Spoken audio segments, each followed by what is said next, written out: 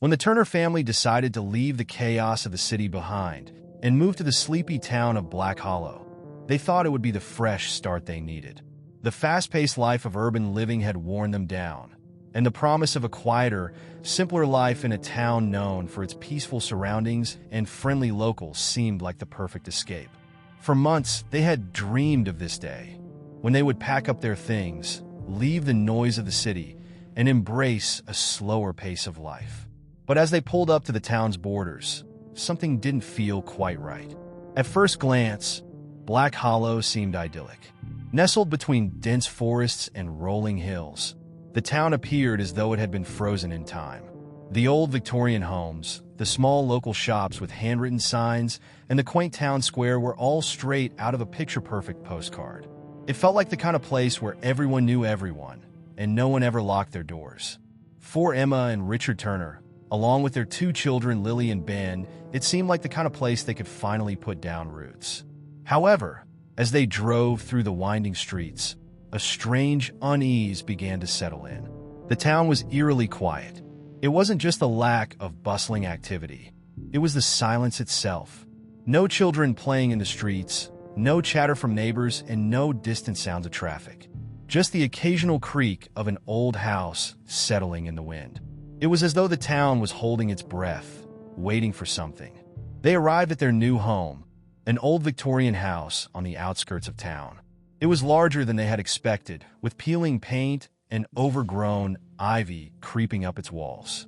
Despite its dilapidated exterior, there was something charming about it. The house had character.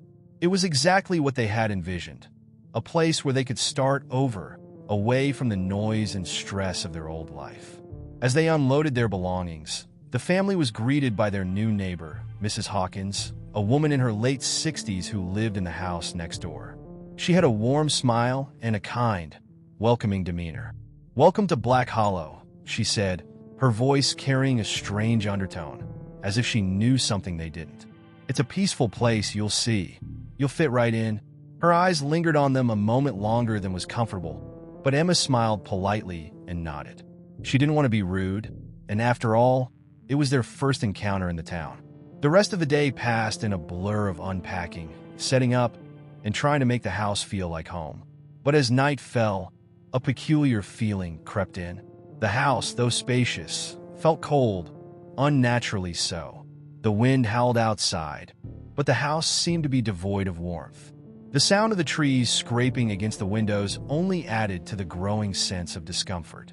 Emma tried to shake off the feeling, attributing it to the unfamiliarity of their new surroundings. She told herself it was just the adjustment to a new place, the excitement of a fresh start. But Richard, who had been uncharacteristically quiet since their arrival, couldn't shake the feeling that something was wrong. He wandered through the house after dinner, his footsteps echoing in the empty rooms. It wasn't just the eerie quiet. There was something about the house itself that unsettled him. The creaky floors, the narrow hallways, and the heavy air made him feel like he wasn't entirely alone, even when he was.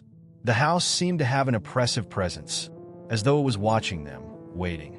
Lily and Ben, normally full of energy, were unusually quiet as well. They seemed to have withdrawn into themselves, each child retreating into their own corner of the house.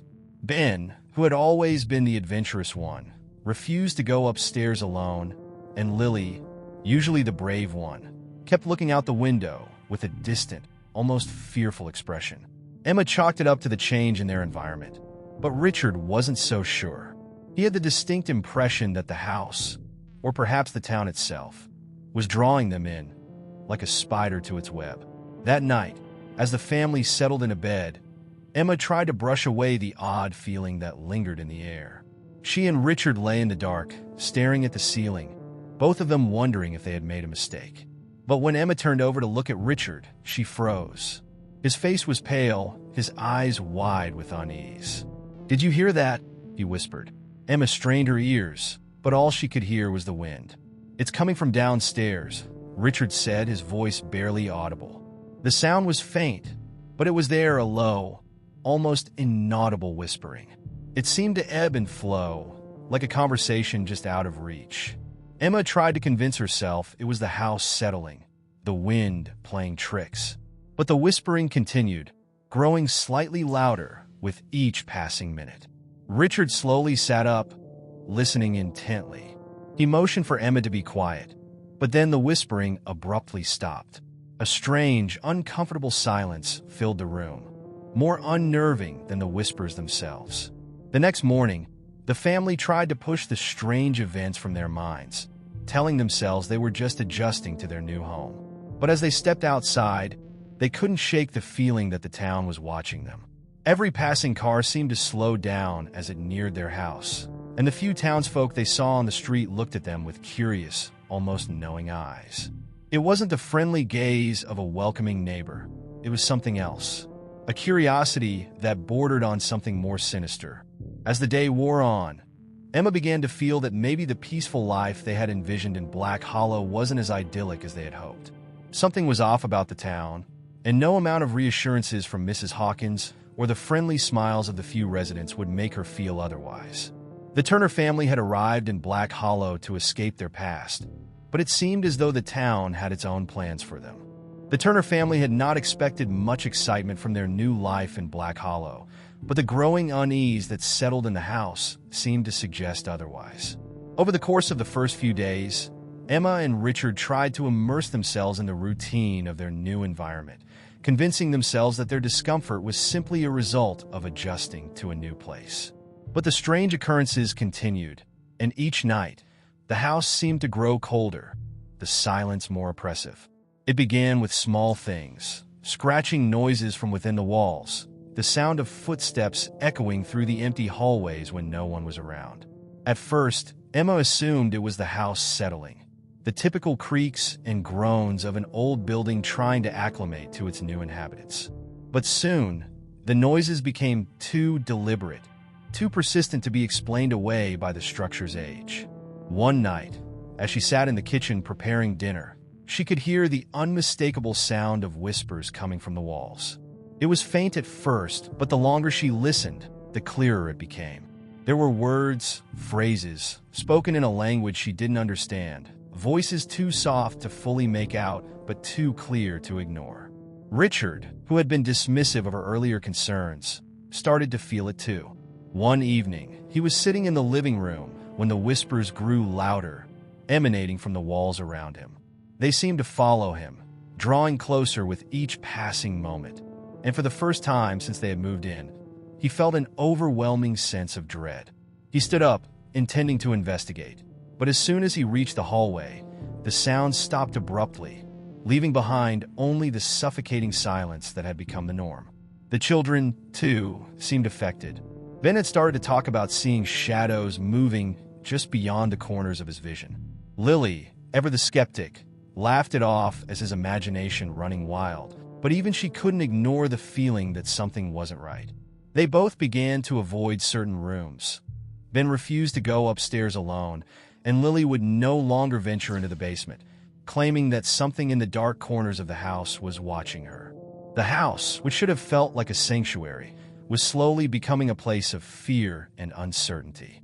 Emma tried to maintain a sense of normalcy. She busied herself with unpacking the last of the boxes and arranging the furniture, hoping to create a sense of comfort and familiarity. Yet, no matter what she did, the oppressive atmosphere in the house lingered. It was as though the very walls were filled with memories, not just of the house's previous occupants, but of something much older, something deeply ingrained in the town itself. The more she tried to ignore it, the more it seemed to invade every corner of their home. The first truly unsettling event occurred one evening, when Emma and Richard were preparing to go to bed. As they passed through the hallway on their way upstairs, they both heard a soft knocking sound coming from the walls. The knock was rhythmic, almost deliberate, like someone or something was trying to get their attention. Richard stopped in his tracks, his face turning pale as he looked around, searching for the source of the sound. "Did you hear that?" he whispered. Emma nodded, but no sooner had she done so than the knocking ceased, replaced by the faintest trace of those whispers. The couple stood in the dark hallway for several moments, waiting for something, anything, to happen. The house felt more alive now, as if it were aware of their presence and was responding in kind. Emma suggested they check the basement, thinking perhaps an animal had found its way inside. Richard, however, was unwilling to go down there. The basement was one of the few places in the house they hadn't explored yet, and Richard had a nagging feeling that it was better left that way. Still, the mysterious sounds left them with no choice but to investigate. With a flashlight in hand, they descended into the basement, their footsteps echoing in the stillness. The air down there was heavy, almost suffocating, and the smell of damp earth lingered in the corners. As they moved deeper into the room, Emma's heart pounded in her chest. She could feel the weight of the darkness pressing in on them, and the whispers, though faint, seemed to grow louder the further they ventured. The flashlight flickered and dimmed, casting long, wavering shadows across the walls. The moment Emma shone the light on one of the basement walls, she froze. There, etched into the old stone with a sharp, jagged tool, were strange symbols, runes perhaps, or something even older. They were arranged in a pattern that seemed to pulse with a life of its own. Emma's breath caught in her throat as she stared at them, unable to look away. Richard, too, seemed entranced by the symbols, but it was as if they were pulling him in, draining his energy. The longer they stared at them, the more dizzying the sensation became. Suddenly, the air in the room shifted, as if something had stirred just behind them. They turned to find the door to the basement slamming shut, trapping them inside. The temperature dropped sharply, and the whispers, louder now, more urgent, seemed to come from every direction. The symbols on the wall began to glow faintly, and the floor beneath their feet trembled. The feeling of being watched became overwhelming, and Emma and Richard both felt as if they were no longer alone in the room. In a panic, Richard grabbed the flashlight, but it flickered one final time and went out, plunging them into darkness. Emma could feel her heart racing as the whispers grew louder and more distinct. It was no longer just a sound. It was a language, an ancient, unintelligible language that seemed to wrap itself around their minds. The room seemed to close in on them, and with each passing second, the oppressive force that had been hanging over them since they arrived became impossible to ignore. Something was in the house with them, something that had been waiting for their arrival. They didn't speak as they made their way back to the stairs, their hands trembling as they fumbled to open the basement door. When they finally emerged into the hallway, gasping for breath, the house was silent again, as though nothing had happened. But Emma knew it wasn't over. The whispers hadn't stopped. They had only retreated, and in the back of her mind, she heard them still, calling from within the walls. Something ancient, something dark, had woken up in Black Hollow, and the Turner family was in its sights. The days following the events in the basement were filled with tension. Richard, Emma, and the children tried to continue as if everything were normal, but the unease lingered. The house had become a place of unease, where each room held a secret, and every shadow seemed to hide a hidden truth. Emma, unable to shake the feeling that something was deeply wrong, found herself increasingly withdrawn, constantly looking over her shoulder as if expecting something to jump out from the darkness. Richard, though skeptical at first, had begun to share in her growing anxiety. In an effort to make sense of the events and perhaps put their minds at ease, Richard suggested they visit the town's small local library. He believed that there might be something, anything, that could explain the strange occurrences. The library, housed in a building that looked just as old as the rest of Black Hollow, was a quiet, dusty place filled with shelves upon shelves of forgotten knowledge. The librarian, an older woman with sharp eyes and a seemingly endless knowledge of the town's history, welcomed them with a knowing smile. "We don't get many visitors here," she remarked as she led them to a secluded corner of the library, where a collection of local history books and old newspapers were kept. "But I imagine you've already noticed. Things aren't quite what they seem in Black Hollow, are they?" Emma froze at her words, her mind racing. The librarian's expression was strangely knowing, as though she had been expecting them. Richard tried to mask his discomfort with a polite smile, but the librarian's sharp gaze didn't waver. The woman pulled out a weathered book titled The Hidden History of Black Hollow, its cover cracked and stained with age. She handed it to Richard, who leafed through the pages, scanning over the faded text. It didn't take long for him to realize that the town's history was much darker than they had been told. The town had been founded on land that had been deemed cursed long ago, but the townspeople had built their lives on it anyway. The book told stories of strange disappearances, unexplained deaths, and disturbing rituals that had taken place throughout the town's history. It seemed that every few generations, there were reports of something awakening beneath the earth, something that would demand a sacrifice in exchange for peace.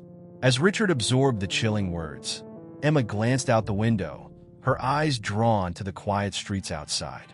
A sinking feeling spread through her chest, as if the town itself were watching them. She asked the librarian about the current state of the town, hoping for some semblance of reassurance, but the woman's reply only deepened the mystery. "Black Hollow doesn't change," she said cryptically. "Those who move here become part of its story, whether they know it or not. It's in the walls of every building, in the soil beneath your feet. And those who try to leave, well, they don't always get the chance." Emma shuddered at the librarian's words, her suspicion growing. Richard, still digesting the unsettling information from the book, asked about the family that had lived in their house before them. The librarian's expression faltered slightly, a flash of something almost like fear crossing her face. She hesitated for a moment, then reluctantly answered, "The Harrow family, they were the last ones. They didn't last long. People don't talk about them much. But if you want to know more, you'll have to go to the town's oldest cemetery. There's a stone there with the name Harrow etched into it. You might find what you're looking for." Reluctantly, Emma and Richard left the library, their minds heavy with the knowledge they had gained. The visit had confirmed their worst fears, that the town's history was intertwined with something dark and inexplicable. They knew they had to uncover more, but with each new piece of information, the situation seemed more hopeless. The next day, they ventured to the cemetery.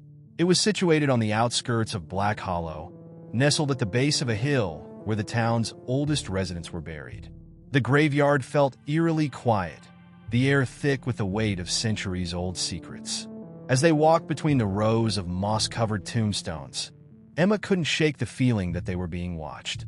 The silence was deafening, broken only by the occasional rustle of wind through the trees. They eventually found the stone bearing the Harrow name, an imposing monument that loomed over the surrounding graves. The name was etched deeply into the granite, and beneath it was a date, one that stood out among the others.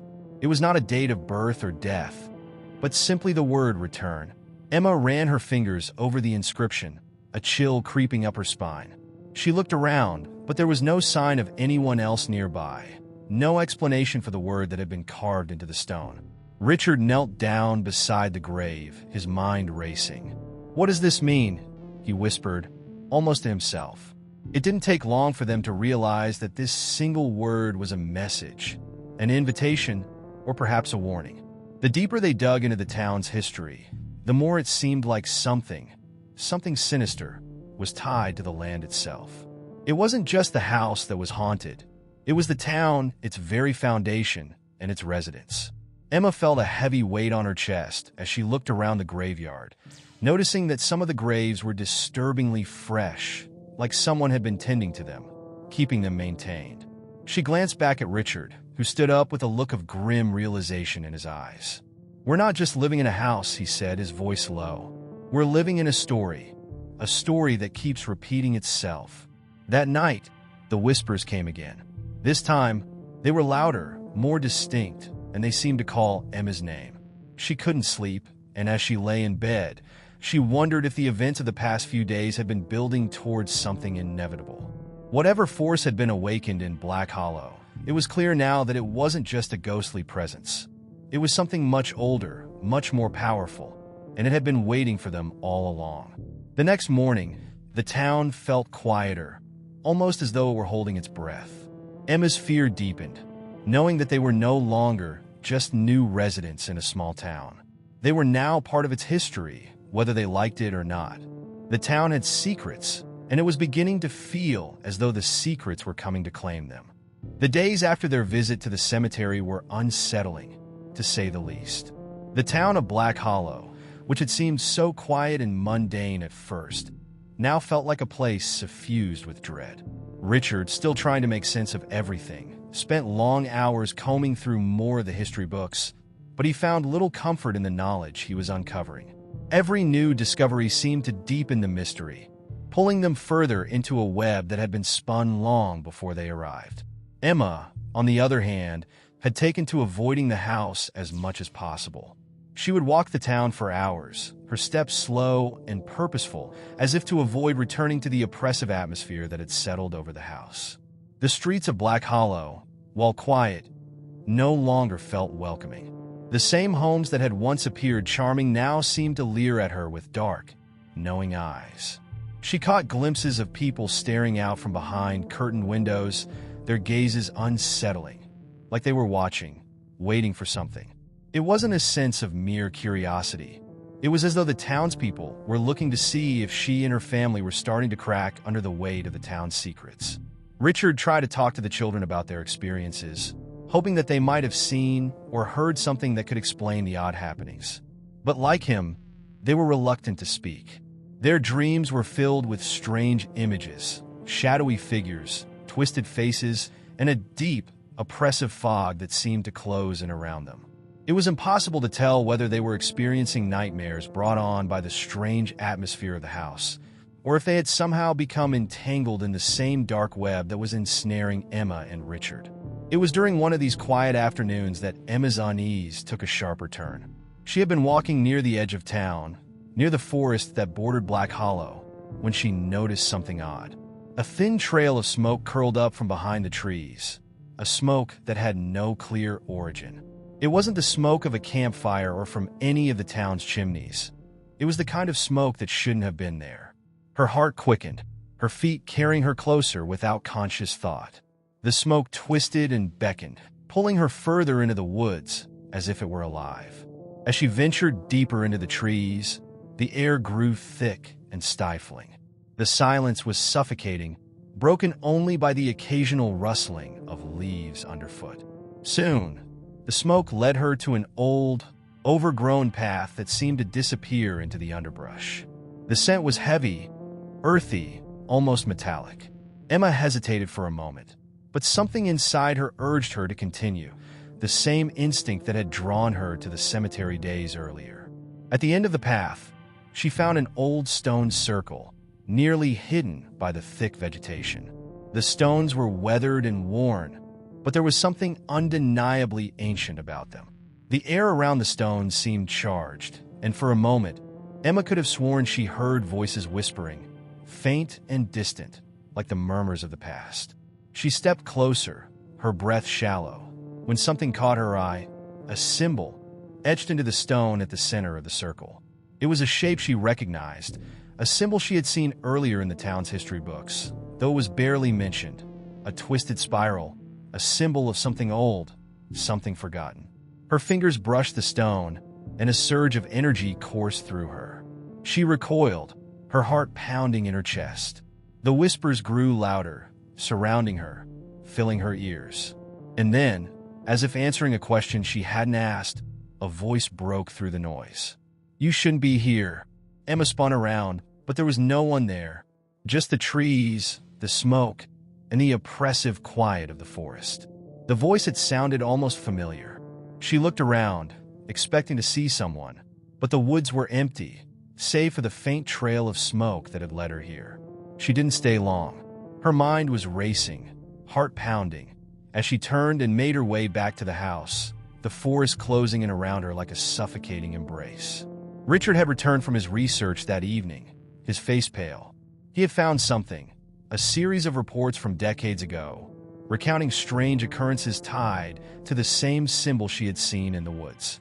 According to the documents, every few decades, something or someone stirred within the town. The townspeople would try to ignore it, to live in denial, but eventually, the darkness would resurface, and it was always tied to a family that had recently moved to Black Hollow. Emma listened, her heart sinking as Richard spoke. The more they uncovered, the more it seemed as though their arrival was no accident. They were being drawn into something that had been waiting for them. The question now wasn't just about surviving the darkness that loomed over the town. It was about how deep the town's roots had gone, and how far it would go to keep its secrets buried. That night, as Emma lay in bed, she could feel the weight of something pressing down on her chest. The whispers hadn't stopped. They came from the walls, the shadows, the corners of the room, but most disturbingly, they came from the floor beneath her. The house was alive with voices, echoing in a language she couldn't understand.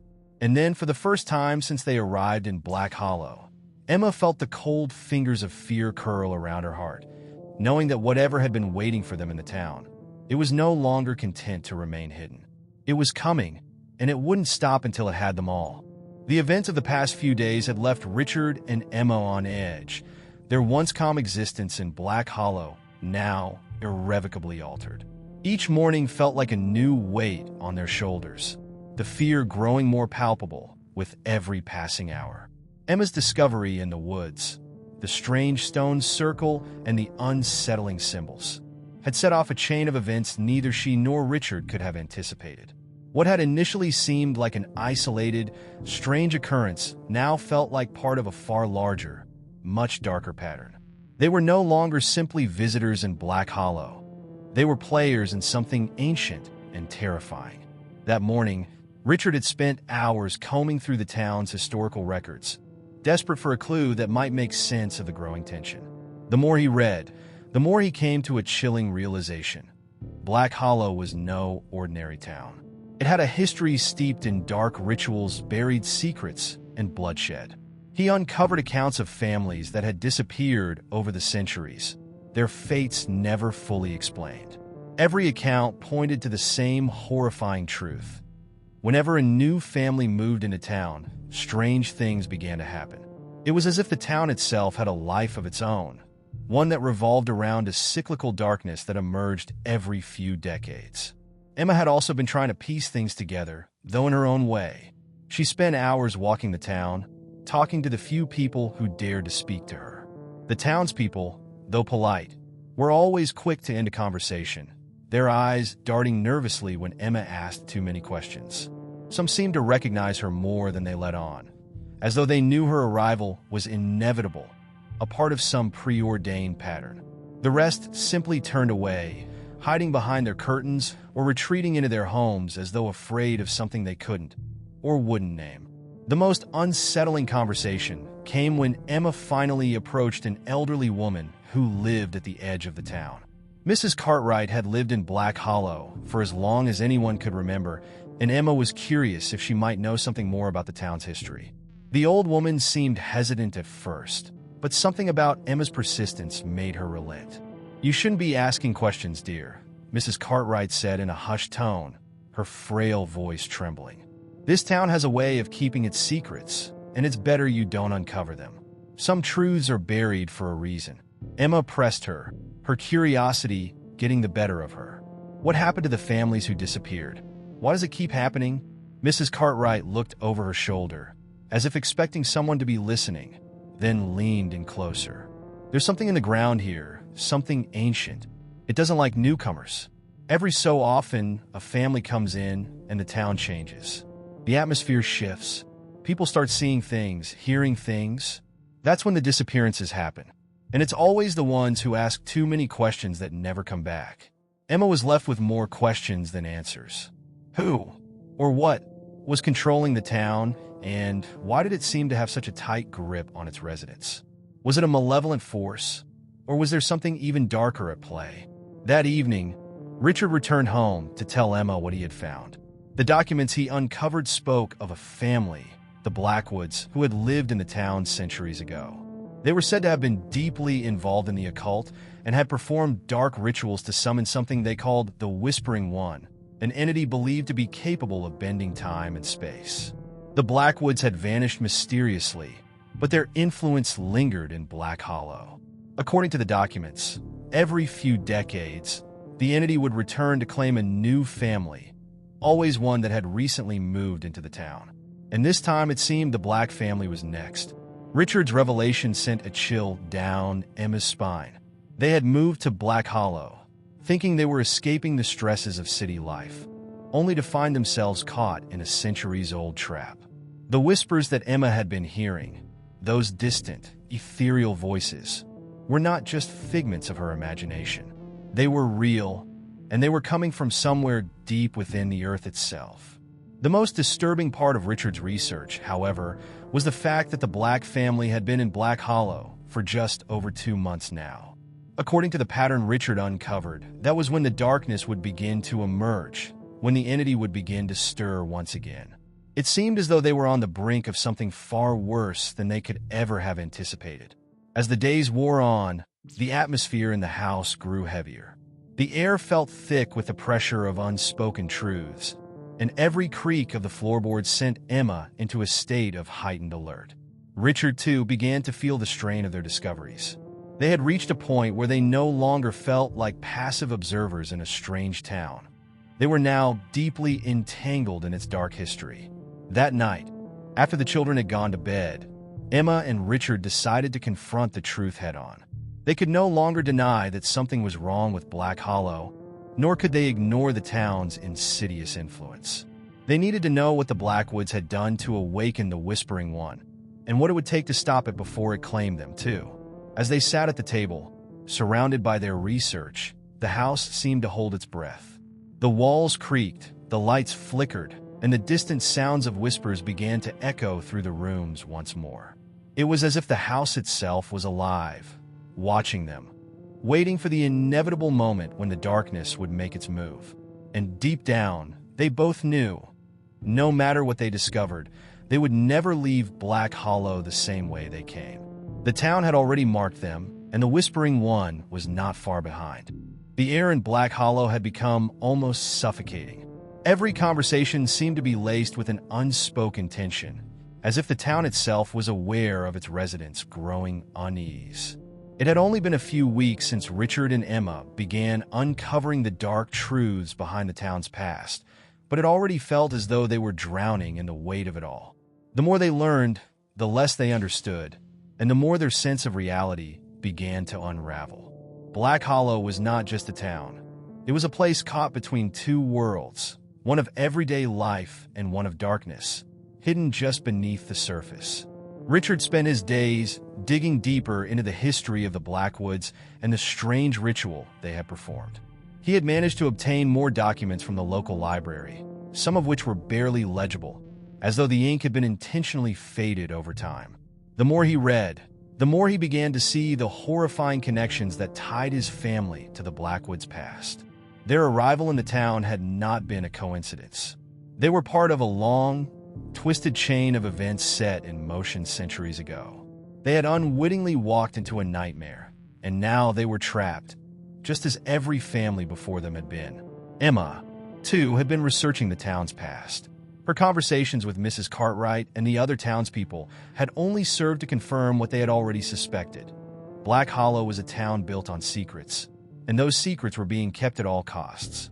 The townspeople, despite their outward friendliness, seemed to be bound by an unspoken code of silence. It was as if they feared speaking too freely would invite the wrath of whatever entity held power over the town. Emma had noticed it more than once. The way people would glance nervously when she asked too many questions, the way their smiles would falter before they quickly changed the subject. The town was not just inhabited by people. It was inhabited by something far more sinister, and it was watching. One particularly foggy morning, Emma decided to take a walk in the woods where she had discovered the stone circle. The fog rolled in thick and fast, enveloping everything in a blanket of gray. As she walked, the air grew heavier, and her footsteps seemed to echo louder than usual, as though the forest was amplifying every movement. She had hoped that a solitary walk might bring clarity to the jumble of thoughts racing through her mind, but the woods seemed more oppressive than ever. It was as if they were hiding something from her, something that didn't want to be found. In the distance, through the mist, she spotted the stone circle again. This time it felt different.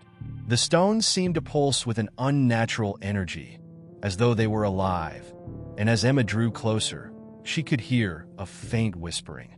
It was the same voices she had heard in the house, the same whispers that seemed to follow her everywhere. She hesitated for a moment, wondering whether it was a mistake to return to the place that had already given her so much unease. But something in her compelled her to move forward. She had to know the truth, even if it meant facing the terrifying unknown. When Emma reached the center of the stone circle, the whispering grew louder, more urgent. She felt a chill run down her spine as she knelt by one of the stones, running her fingers over the carvings etched into its surface. The symbols were strange, some familiar, some completely alien to her, and she could feel the faintest hum beneath her touch. It was as though the stone was a conduit, transmitting something from deep within the earth. The air felt charged with energy, and Emma could sense that something was awakening, something ancient and powerful. Suddenly, a sharp noise broke the stillness. Emma turned around, heart racing, but saw nothing. The fog had thickened, and the trees seemed to close in on her. The whispers were now a cacophony, swirling around her head in a maddening rhythm. Emma felt a hand on her shoulder, a cold, clammy touch that sent a jolt of terror through her. She spun around, but no one was there. A voice, low and guttural, seemed to emerge from the ground itself. "You should not have come here." Emma froze. The voice was neither human nor animal. It was something otherworldly, a presence that was both everywhere and nowhere. She took a step back, her breath shallow, as the whispers turned into indistinguishable words. She couldn't make out the language, but she understood the intent behind them. It was a warning. She had trespassed in a place that was not meant for her, and now there would be consequences. In a panic, Emma ran, her feet pounding against the earth, as the fog seemed to chase her, swallowing up the path behind her. The whispers still echoed in her mind, a constant hum that would not cease.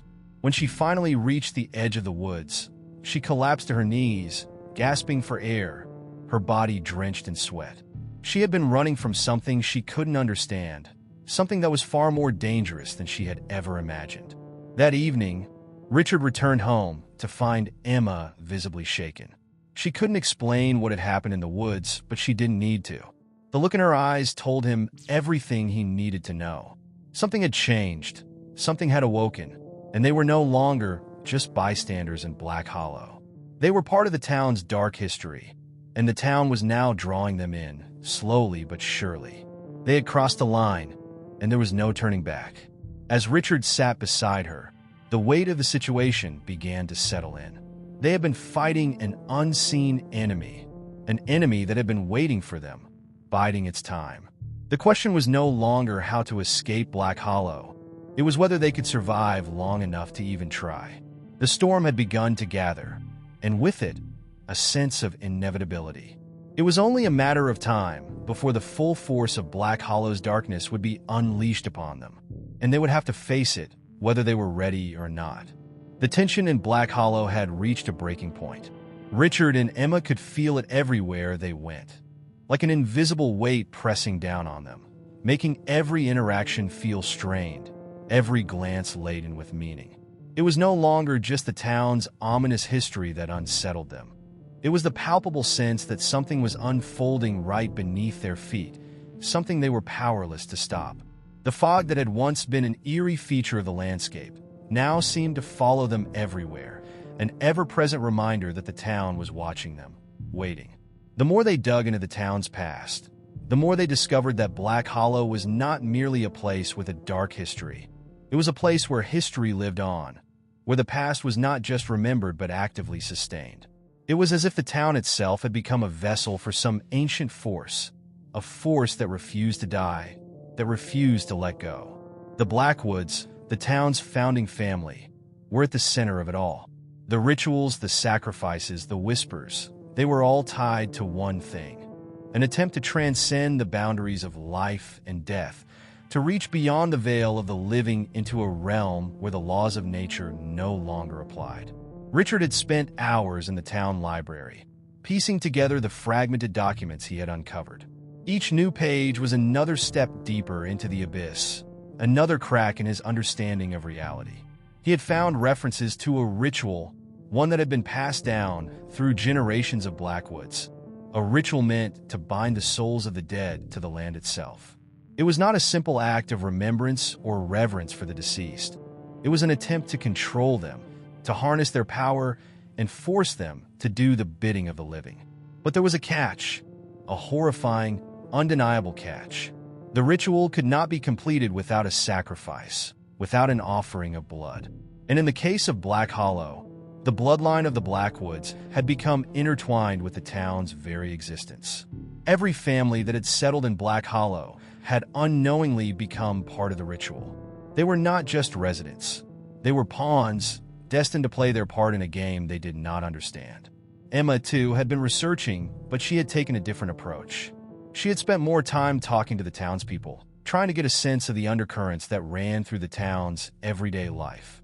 She had hoped to find someone who might offer her insight, someone who had lived through the horrors of Black Hollow's past and could help her understand what was really going on. But every attempt to gain more information had been met with resistance, with half-truths and deflections. One afternoon, after yet another failed conversation with Mrs. Cartwright, Emma took a walk to clear her mind. She found herself drawn to the same stone circle where she had encountered the strange presence. The whispers had not stopped. They had only grown louder, more insistent, as though the very land was calling to her. As she walked, her footsteps slow and deliberate. She couldn't shake the feeling that she was being watched, that the trees themselves were leaning in to listen to her thoughts. When she reached the stone circle, Emma felt a sudden chill in the air.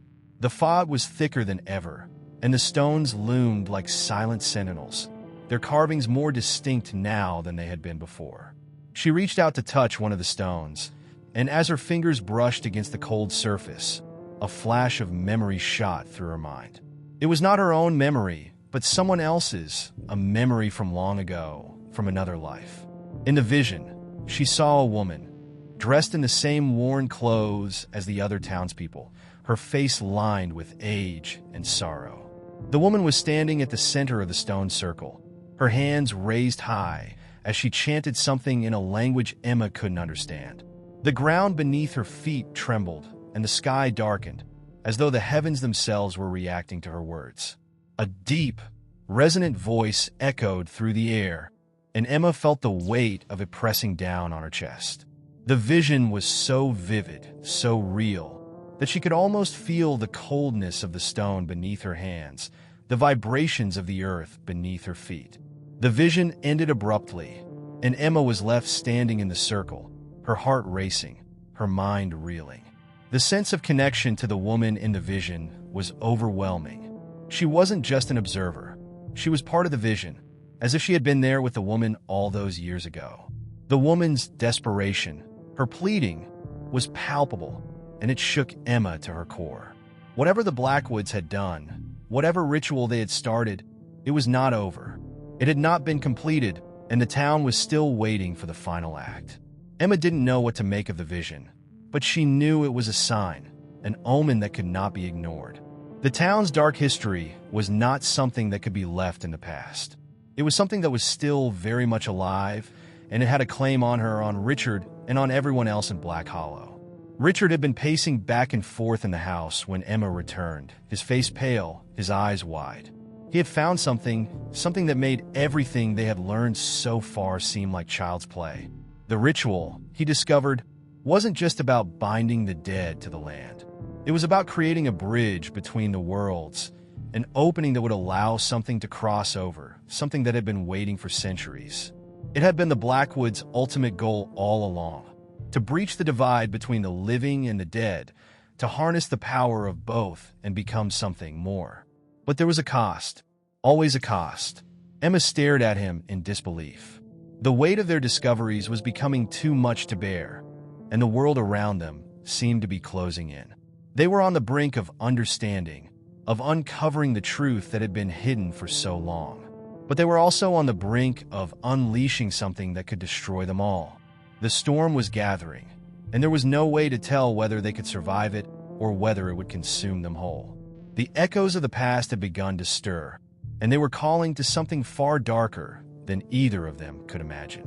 The air in Black Hollow had become thick, laden with a sense of impending disaster. The longer Richard and Emma remained in the town, the more they realized that Black Hollow was not just a place in time, but a force that distorted everything around it. The strange happenings, the shifting timelines, the unexplained visions, All of it was beginning to unravel the very fabric of reality. The more they uncovered about the Blackwoods and the rituals tied to them, the more they began to feel like outsiders in their own lives, like intruders in a narrative that was not theirs to control. Richard could no longer look at the townspeople without feeling that they were not entirely present. It was as if their bodies existed in this world, but their minds, their souls, had been pulled elsewhere, drawn into something dark and ancient. They moved through their lives mechanically, their actions rehearsed, their conversations rehearsed. The subtle discomfort he had first noticed was now palpable, a lingering tension that hummed beneath every interaction. Emma, too, felt the fracture of reality. It was as if the more they learned, the more they crossed a line from which there was no return. The rituals of the Blackwoods had become their own curse, pulling them deeper into a vortex of time and space that bent and twisted in ways that defied logic. The town itself seemed to have no future, only a past that continually repeated itself, looping back in on itself like a snake consuming its tail. As they sat in the small, dimly lit living room of the house they were renting, the fog outside pressed against the windows like a living thing. The walls, once solid and comforting, now felt as though they might dissolve at any moment, revealing something far darker. The weight of history, of what they had discovered, was beginning to press down on them with such force that even the air felt thick and oppressive. They had crossed a threshold. There was no going back. Richard turned the old leather-bound book over in his hands. He had spent hours reading its brittle pages, deciphering the cryptic language that seemed to mock him with its indecipherability. It was the final piece of the puzzle, the missing link that tied the Blackwoods to the strange occurrences in Black Hollow. The ritual he had read about wasn't just about the land. It was about binding something ancient, something powerful, to the very soul of the town. But what they hadn't realized was that the ritual didn't just bind the dead to the land. It allowed the dead to inhabit the living. They had found references to the possession of the vessel, a final stage in the ritual where the souls of the dead could take over the bodies of the living, living in them, breathing through them, moving as they once had. It was not a simple act of communication between the worlds of the living and the dead. It was a transformation. The realization hit Richard like a physical blow. The townspeople had become nothing more than vessels, their lives not truly their own. The rituals, the sacrifices, the endless cycles, they had all been part of this dark game, this struggle for power that transcended time itself. The Blackwoods were not just trying to transcend death. They were trying to create immortality. And in doing so, they had bound everyone in Black Hollow to a fate far worse than death. Emma, standing by the window, turned to face him, her expression pale and filled with dread. "We've been here too long," she said quietly, her voice trembling. "The town, it's not just haunted. It's alive, and it's pulling us in." Richard nodded, feeling the weight of her words sink deep into his chest. The fog outside had thickened, and the shadows inside the house seemed to stretch unnaturally long. The house itself felt like a trap, the walls closing in around them as if the house had become a part of the land, a part of the ritual. They had come here searching for answers, but they had only found more questions. And with each answer, they found themselves drawn deeper into a web of despair. Suddenly, there was a knock at the door. It was sharp, insistent, the kind of knock that demanded attention, that demanded a response. Richard felt his stomach tighten as he glanced at Emma. Neither of them wanted to answer it, not knowing what lay beyond the door. But it was too late. The knock came again, louder this time, reverberating through the house with a strange finality. Against his better judgment, Richard stood and walked toward the door. His hand shook as he reached for the handle. But when he opened the door, there was no one there. Only the fog, thick and suffocating, swirling around the porch like a living thing. And yet, he could feel something, a presence. He stepped forward cautiously, peering into the fog, trying to make sense of the impossible emptiness before him. Emma joined him, standing beside him at the threshold. Her breath caught in her throat as she looked out into the swirling mist. "There's something in the fog," she whispered, her voice barely audible. "Something watching us, Richard didn't know whether he was more afraid of the fog or the thought that it might be watching them. The feeling of being observed was overwhelming, as if the town itself was waiting for something, for them to make a move, for them to take the next step in the ritual. And as the fog rolled back and forth, it felt as if time itself was warping, distorting the edges of the world. He stepped back, closing the door with trembling hands. The atmosphere inside the house had changed again. The walls seemed to pulse with an unnatural energy, as if they were alive, as if the house itself was part of the ritual, part of the dark magic that had bound the town together. They were no longer just witnesses to the horrors of Black Hollow. They were participants. "Whatever happens," Emma said, her voice firm, though she was clearly shaken, "we need to finish this. We need to break the cycle, or we'll end up just like them, trapped, vessels for something we can't even comprehend." Richard nodded grimly, his mind racing. There was no choice. They had to uncover the full extent of the ritual, find a way to end it, or risk becoming part of the town's twisted, eternal dance. But as the night pressed on, as the fog outside thickened, he wondered if they were already too late. The town of Black Hollow had grown quieter in the days following their chilling discovery. The fog, which had once seemed like an eerie anomaly, now felt like a shroud, constantly present, suffocating every corner of the town, a constant reminder of the unspoken evil that lay beneath the surface. For Richard and Emma, each passing moment in the town felt like a step deeper into the unknown. Their understanding of Black Hollow was shifting, but with each revelation came a growing sense of unease, a gnawing realization that they were being manipulated, guided by forces they could neither see nor fully comprehend. Emma had grown distant, her eyes constantly scanning the horizon, searching for something she couldn't quite define. She had always been perceptive, but now there was a flicker of something darker in her gaze. It was as though the fog had found its way into her mind, clouding her thoughts, distorting her perception of reality. Richard could feel it too. There was an ever-present weight pressing down on them, a pressure that neither of them could escape. The house, which had once seemed like a refuge, now felt more like a prison, its walls closing in on them as the days wore on. In the quiet of the house, Richard spent hours studying the old leather-bound book they had found. The more he read, the more the symbols seemed to shift before his eyes, like they were alive, moving, changing, beckoning him to decipher their meaning. Yet the words felt almost deliberately out of reach, as if the book itself was testing him, taunting him with fragments of knowledge that would never quite cohere into a full understanding. He had begun to suspect that the answers they were looking for weren't simply buried in the pages of ancient texts. They were buried in the very fabric of the town, in the lives of the people who inhabited it. One night, as the fog outside thickened to an unnatural density, Emma approached Richard with a strange look on her face. She had been silent for hours, lost in thought, and Richard had begun to worry about her growing detachment. But when she spoke, her voice was steady, but tinged with an unease that sent a shiver down his spine. "We're being watched," she said quietly. "Not just by the townspeople, but by something else. Something older. I can feel it. It's like an invisible hand, pulling at the edges of my mind. It's in the air, in the walls. I can't shake it." Richard felt a coldness settle over him at her words. The more they uncovered about the Blackwoods and the ritual that bound the town to the land, the more it seemed like they were being drawn into something far beyond their control.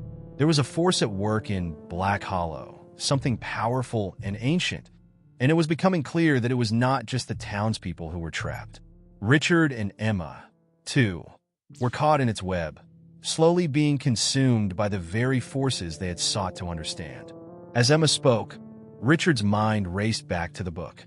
There had been references to the invisible hand, a term that had stood out to him when he first read it, but one that he had dismissed as poetic or symbolic. Now, in light of Emma's words, he realized that it was far more literal than he had ever imagined. The ritual, the Blackwoods, the dead bound to the town, none of it was simply an abstract concept. It was alive, and it was reaching for them, pulling them into its dark embrace. "We need to leave," Richard said, his voice tight with urgency. "We can't stay here any longer." If we're being pulled into whatever this is, we need to break free before it's too late. But Emma shook her head, her eyes filled with a mixture of fear and something else, something darker. We can't leave, Richard. Not anymore. I felt it. The town won't let us go. We're already part of it. If we leave now, we might never get out. Her words hung in the air between them, heavy with the weight of their implications. Richard wanted to argue, to demand they leave, to run as far away from Black Hollow as possible. But Emma's certainty, the conviction in her voice, stopped him.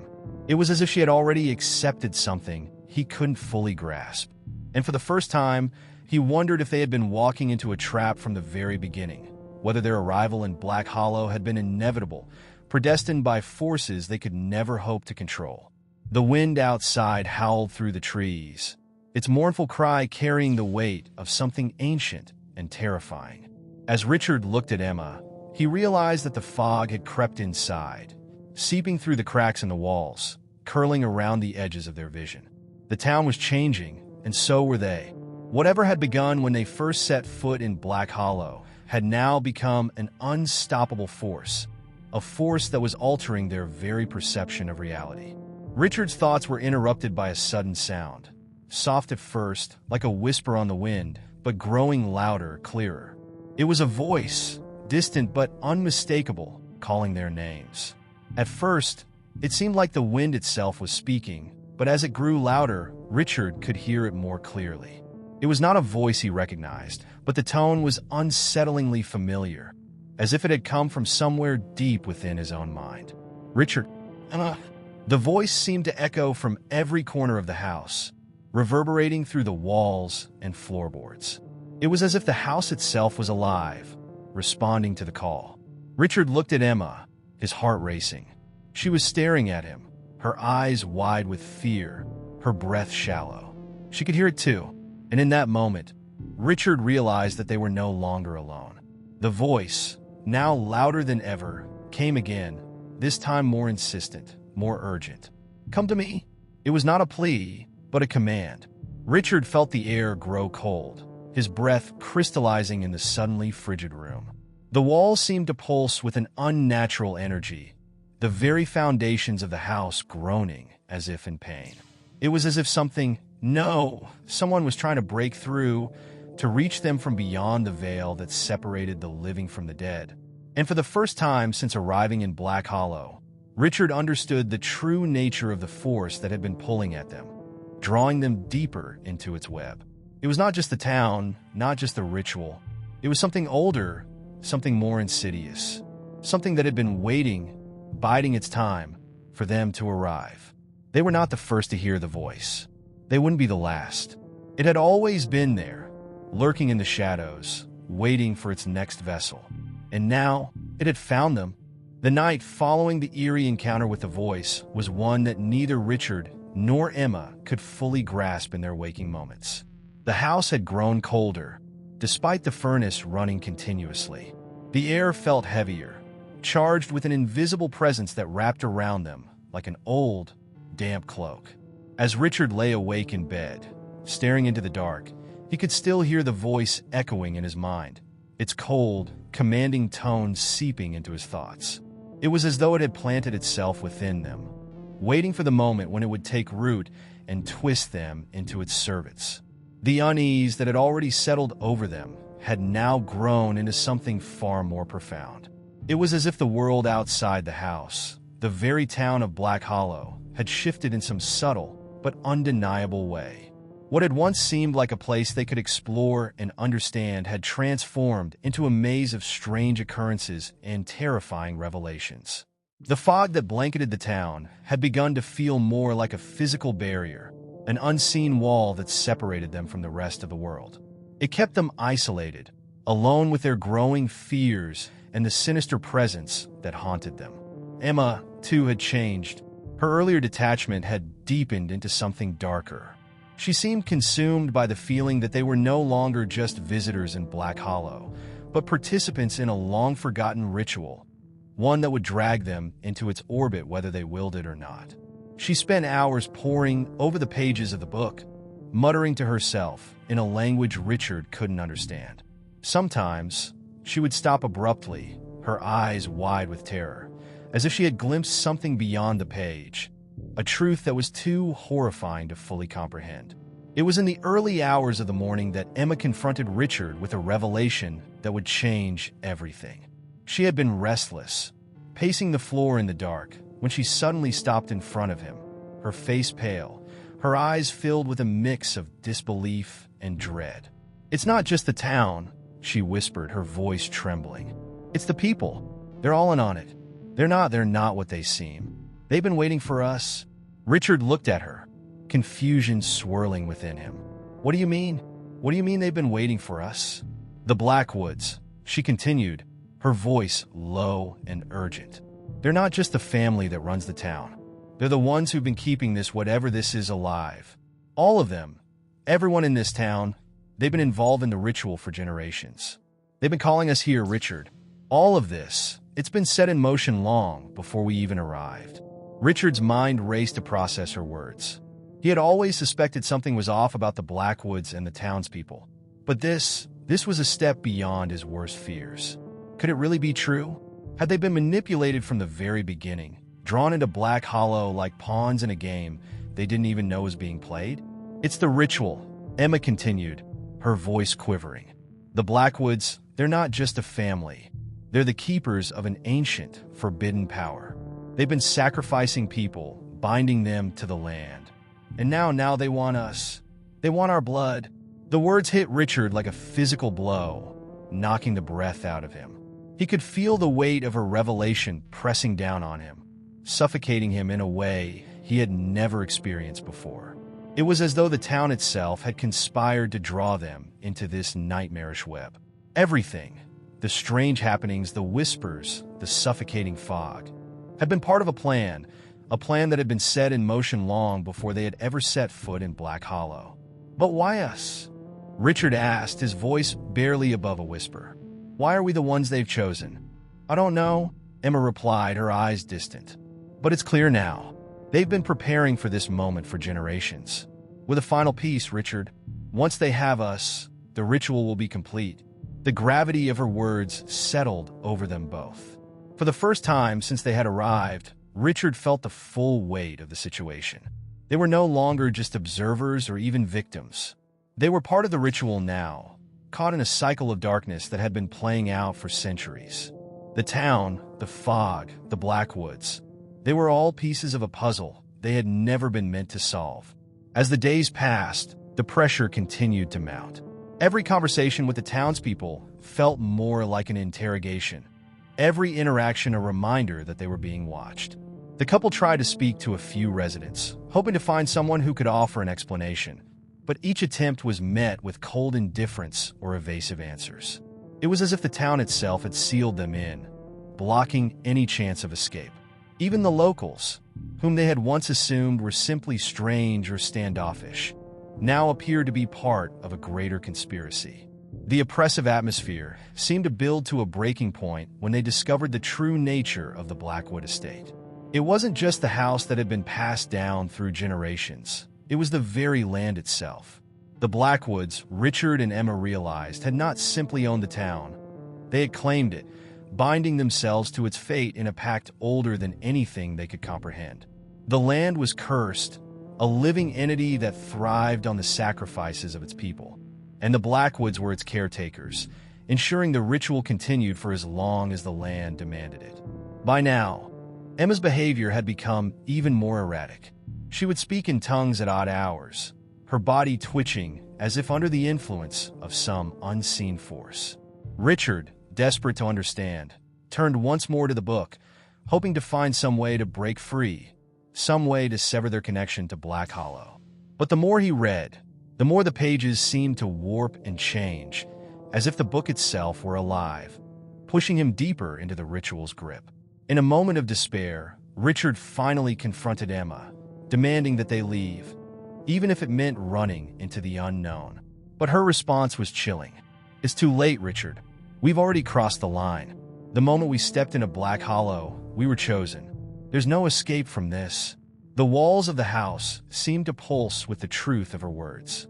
Richard was no longer certain if the town itself was trying to hold them there, or if they were holding themselves in place, unable to break free from the terrible grip that had been placed on them. The following night, as they lay awake, they heard the voice again, louder, clearer than before. But this time it was different. This time it was not just calling their names. This time, it was telling them what would happen when the ritual reached its completion.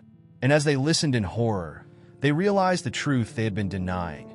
Black Hollow was not just a town. It was a prison, a place where souls were kept, bound by the land itself, feeding the ritual that would never end. They were never meant to leave. As Richard and Emma sat in the dimly lit living room, their minds racing with the horrifying realization of the Blackwood family's hold over Black Hollow, a chilling silence enveloped them. The voice from the night before reverberated in their minds, an inescapable echo that clung to the very air in their home.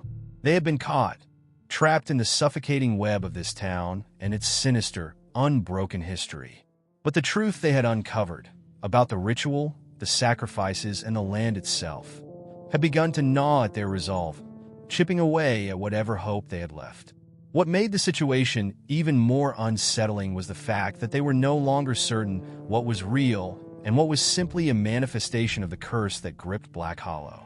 The town, the Blackwood family, the whispers in the fog, it all felt like a fevered dream, something they could not fully understand or escape.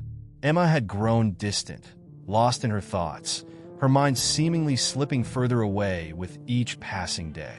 Richard, too, had noticed the strange way the town seemed to push back against them whenever they tried to leave. Every time they thought of departing, a sudden wave of exhaustion would hit them, and they would find themselves back at the house, standing at the doorstep as if the town itself had brought them back, unwilling to let them go. The eerie pull of Black Hollow had begun to extend beyond the boundaries of their home. Richard had noticed strange figures moving in the fog during the night, shadows that seemed to drift in and out of sight, always just on the edge of his vision. During the day, the townspeople behaved as if nothing were wrong, yet their eyes would follow him with a knowing gaze, as though they were watching a creature in a cage. Emma had begun to retreat into herself even more, spending hours by the window, staring out at the fog with an expression that vacillated between fear and something else, something he couldn't quite name. It was as though she were waiting for something. A week had passed since they had uncovered the Blackwood family's dark secret, but despite their knowledge, nothing had changed. The fog still thickened every morning, shrouding the town in an unnatural mist. The Blackwoods had not reached out to them directly, but it was clear they were aware of Richard and Emma's discovery. The tension in the air had only grown heavier, as if the very ground beneath their feet knew that the couple had learned too much. They were no longer mere spectators in Black Hollow. They were part of the ritual, whether they liked it or not. One evening, Richard found himself drawn to the Old Town Cemetery. He didn't know what had compelled him to go there, but something in his gut told him that he needed to understand more about the Blackwood family's history. He had visited the cemetery earlier in their stay, but at that time, the fog had been so thick he could barely see past the entrance. Now, however, the mist was thinner, allowing him to peer deeper into the graves, each one more ancient than the last.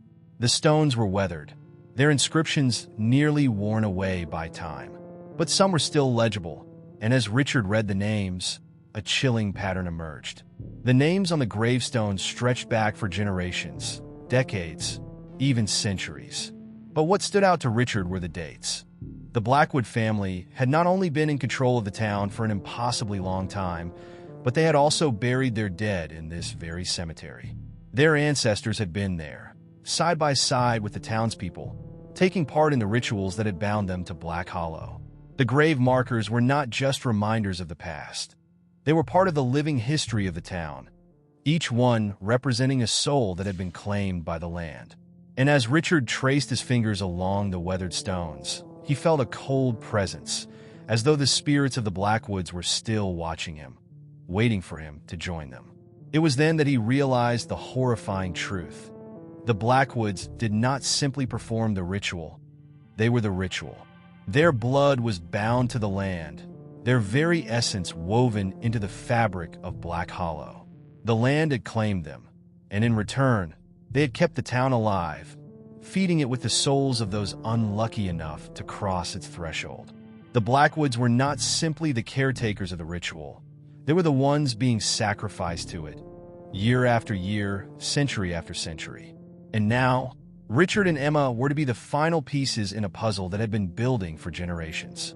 Richard's heart pounded in his chest as he stumbled back from the gravesite, his mind reeling with the implications of what he had just discovered. The weight of the truth bore down on him, a crushing force that threatened to snap his very soul in two. He had to find Emma. He had to tell her what he had learned, to make sense of it all. But as he turned to leave, he was stopped by a cold gust of wind that swept through the cemetery, causing the mist to swirl in unnatural patterns. In the distance, Richard saw a figure standing among the gravestones, watching him with eyes that gleamed in the dark. It was a woman, tall and dressed in black, her face obscured by the shadows. But Richard knew instantly who she was. It was a member of the Blackwood family, someone who had been watching him since he first set foot in Black Hollow.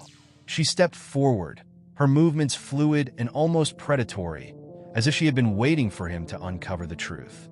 "Richard," she said, her voice low and chilling. "You should not have come here. You have learned too much, and now there is no turning back." Richard stood frozen, his blood turning cold at the sound of her voice. She smiled, her expression one of both pity and triumph. "You thought you could escape, but you are already bound to Black Hollow, just like the rest of us." The words sent a wave of terror crashing over Richard. He tried to speak, to demand answers, but no words came. The woman stepped closer, and as she did, the fog thickened around them, enveloping them both in an impenetrable haze. It felt as if the very ground beneath his feet was shifting, pulling him deeper into the curse of Black Hollow. And in that moment, Richard understood. There was no escape. Not for him, not for Emma. The town had already claimed them, and they were now part of its twisted history, forever bound to the land, like the Blackwoods before them. There was no freedom, no salvation. The ritual was complete, and they had been chosen to sustain it. Richard's mind was in a whirlwind as the woman from the Blackwood family disappeared into the mist, her chilling words echoing in his mind. The cemetery was silent now, but the weight of her presence lingered. His heart raced, and a gnawing dread began to settle in his chest.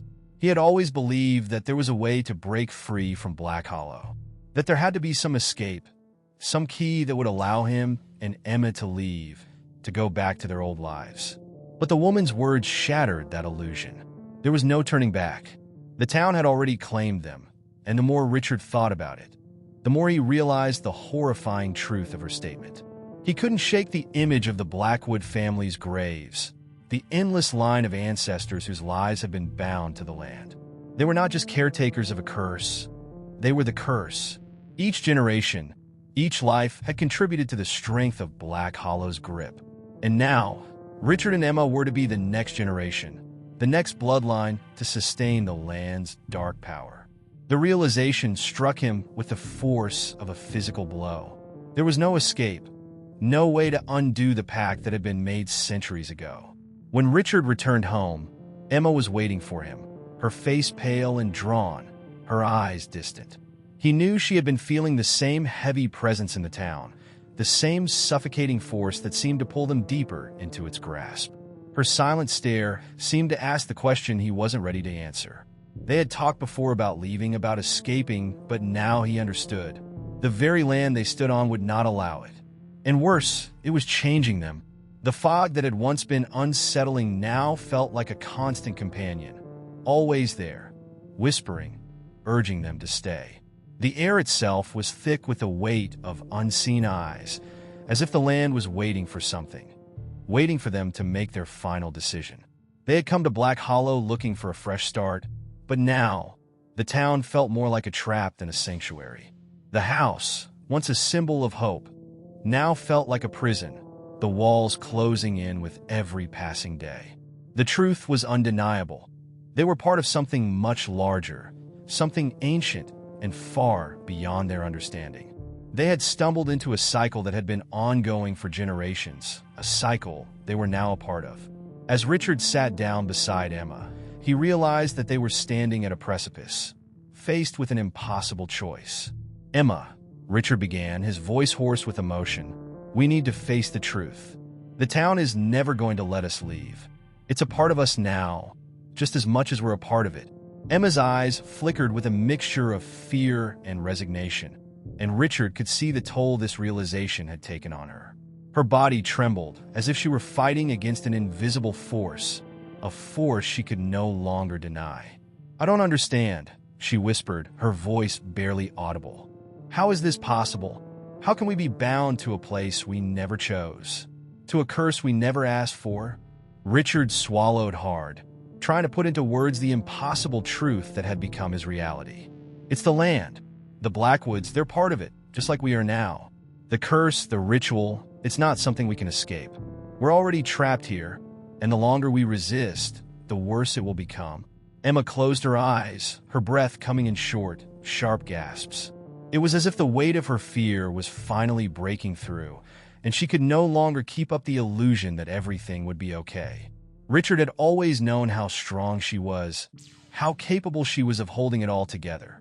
But in this moment, he saw her vulnerability, the cracks in her armor. It was a terrifying sight, one that made him feel more helpless than he had ever felt before. "Then what do we do?" she asked, her voice shaking with emotion. "If there's no way out, if we can't leave, what is the point of fighting anymore?" Richard didn't have an answer. He didn't know what to say. The truth was that there was no easy way out, no neat conclusion. He had always thought that knowledge would be the key to breaking free, that once they understood the nature of the curse, they could find a way to fight it. But now he realized that understanding only made things worse. It was too late. They had been drawn into the web, and there was no way to untangle themselves from it.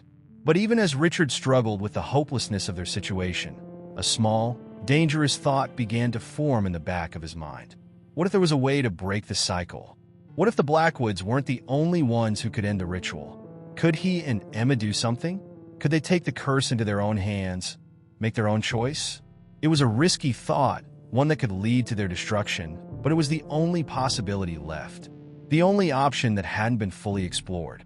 The more Richard thought about it, the more it seemed like the only choice they had. They had nothing left to lose.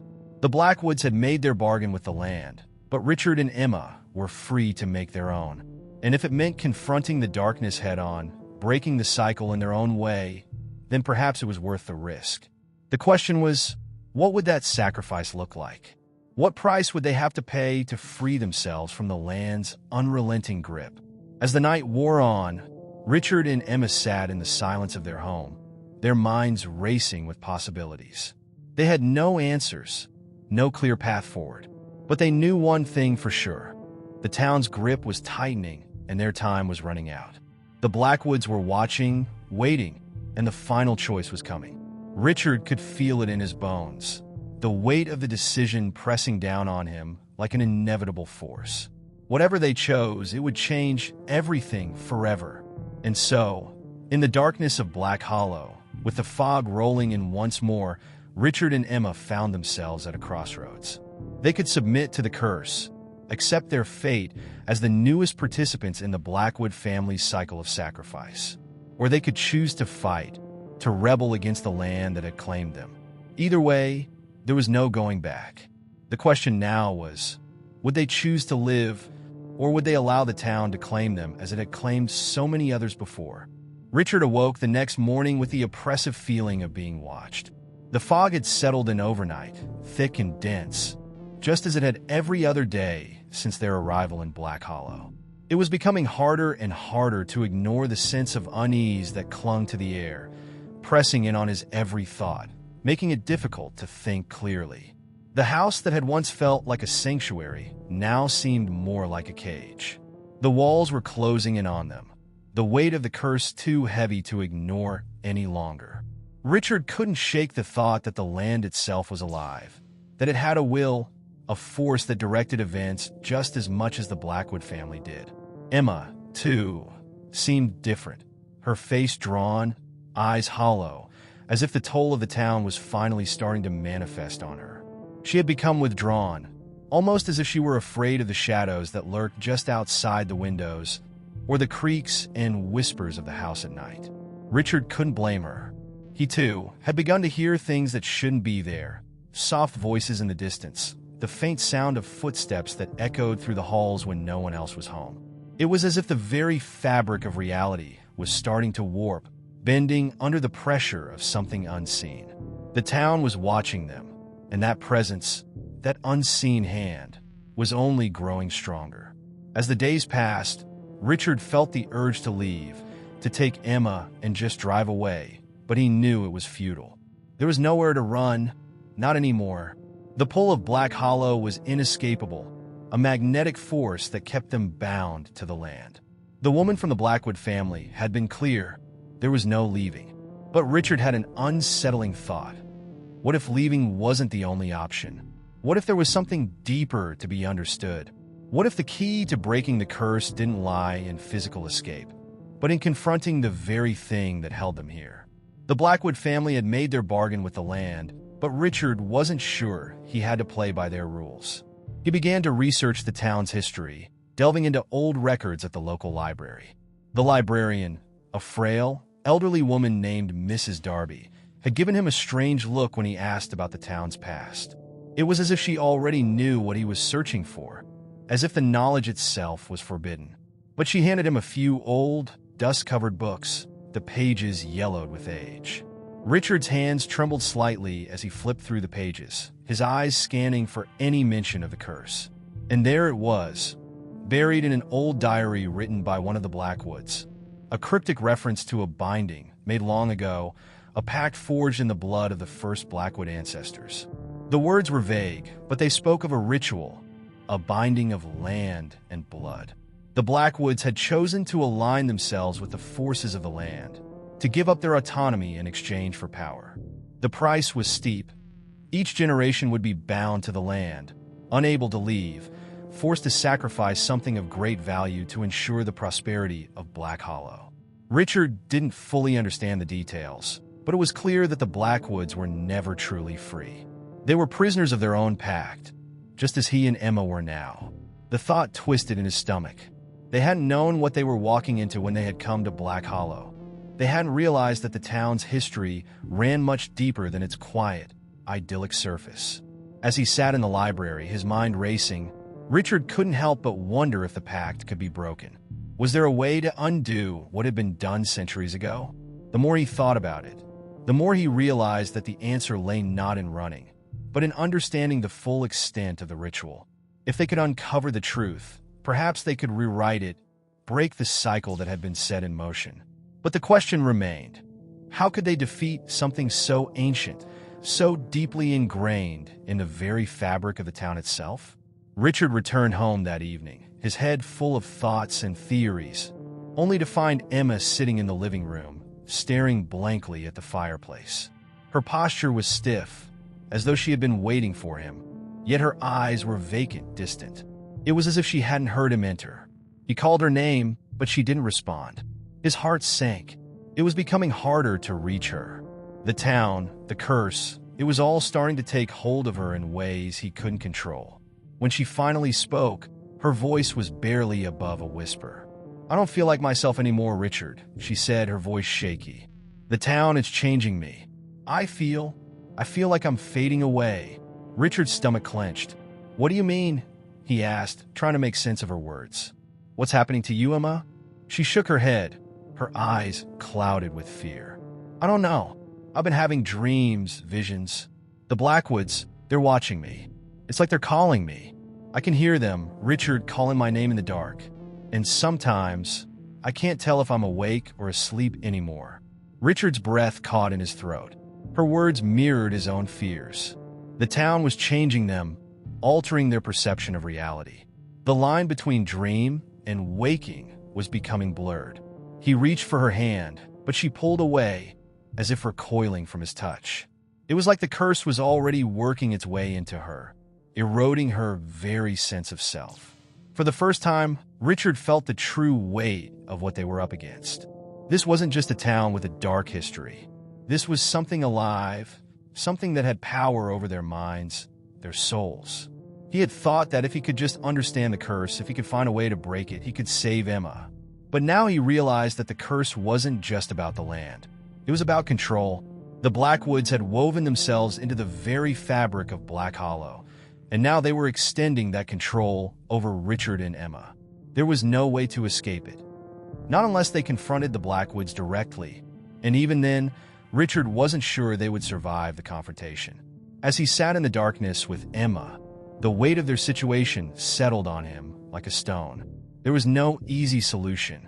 The town was not just a place. It was a force, a living entity that would not release its grip on them without a fight. They had come looking for a new beginning, but Black Hollow had other plans. Richard had to decide. Did he face the Blackwoods, risk everything to break the curse? Or did he allow himself and Emma to become part of the land, to give in to the dark pull that was drawing them in? In the end, Richard knew that they had no choice. The curse would not let them go. It was either fight or surrender. The final battle had already begun. The evening after Emma's disturbing words, Richard found himself standing at the edge of the forest that bordered the outskirts of Black Hollow. The fog, as it always did, clung to the earth like a living thing, swirling in unnatural patterns. It was colder than usual, a biting chill that made the hairs on the back of his neck stand up. The trees loomed over him, their twisted branches creating grotesque shapes against the sky. He hadn't intended to walk here, but something had drawn him to this spot, a pull he couldn't explain, as if the forest itself was calling him to witness something, or perhaps to offer him something. Emma had stayed behind, her condition worsening with each passing day. She had stopped talking in full sentences, her words fragmented, lost between the fevered whispers she muttered to herself. Richard had seen the change in her. Her eyes were now dull, clouded with an emptiness that scared him more than anything else. The woman he loved was slipping away, and there was nothing he could do to stop it. He had become obsessed with the idea that he could find the key to ending the curse, to saving her from whatever dark influence was consuming her. It had driven him to the brink of madness. In his research, Richard had uncovered something troubling, an ancient legend about the Blackwood family and their pact with the land. It spoke of an offering, a sacrifice made every generation to maintain the balance between the land and its people. He had thought it was metaphorical, that the offering was a symbol of the Blackwood family's commitment to the land. But now, standing on the edge of the forest, he wasn't so sure. The legend hadn't been clear on what kind of offering was required, but one thing was certain. It wasn't just about power. The land demanded something more, something far darker. The thought of Emma being part of this ritual had been creeping into his mind for days. What if she was the offering? What if the land, this place that had entranced her so completely, needed her as its next sacrifice to maintain its hold? Richard's breath came in ragged gasps as he stood there, frozen in the cold.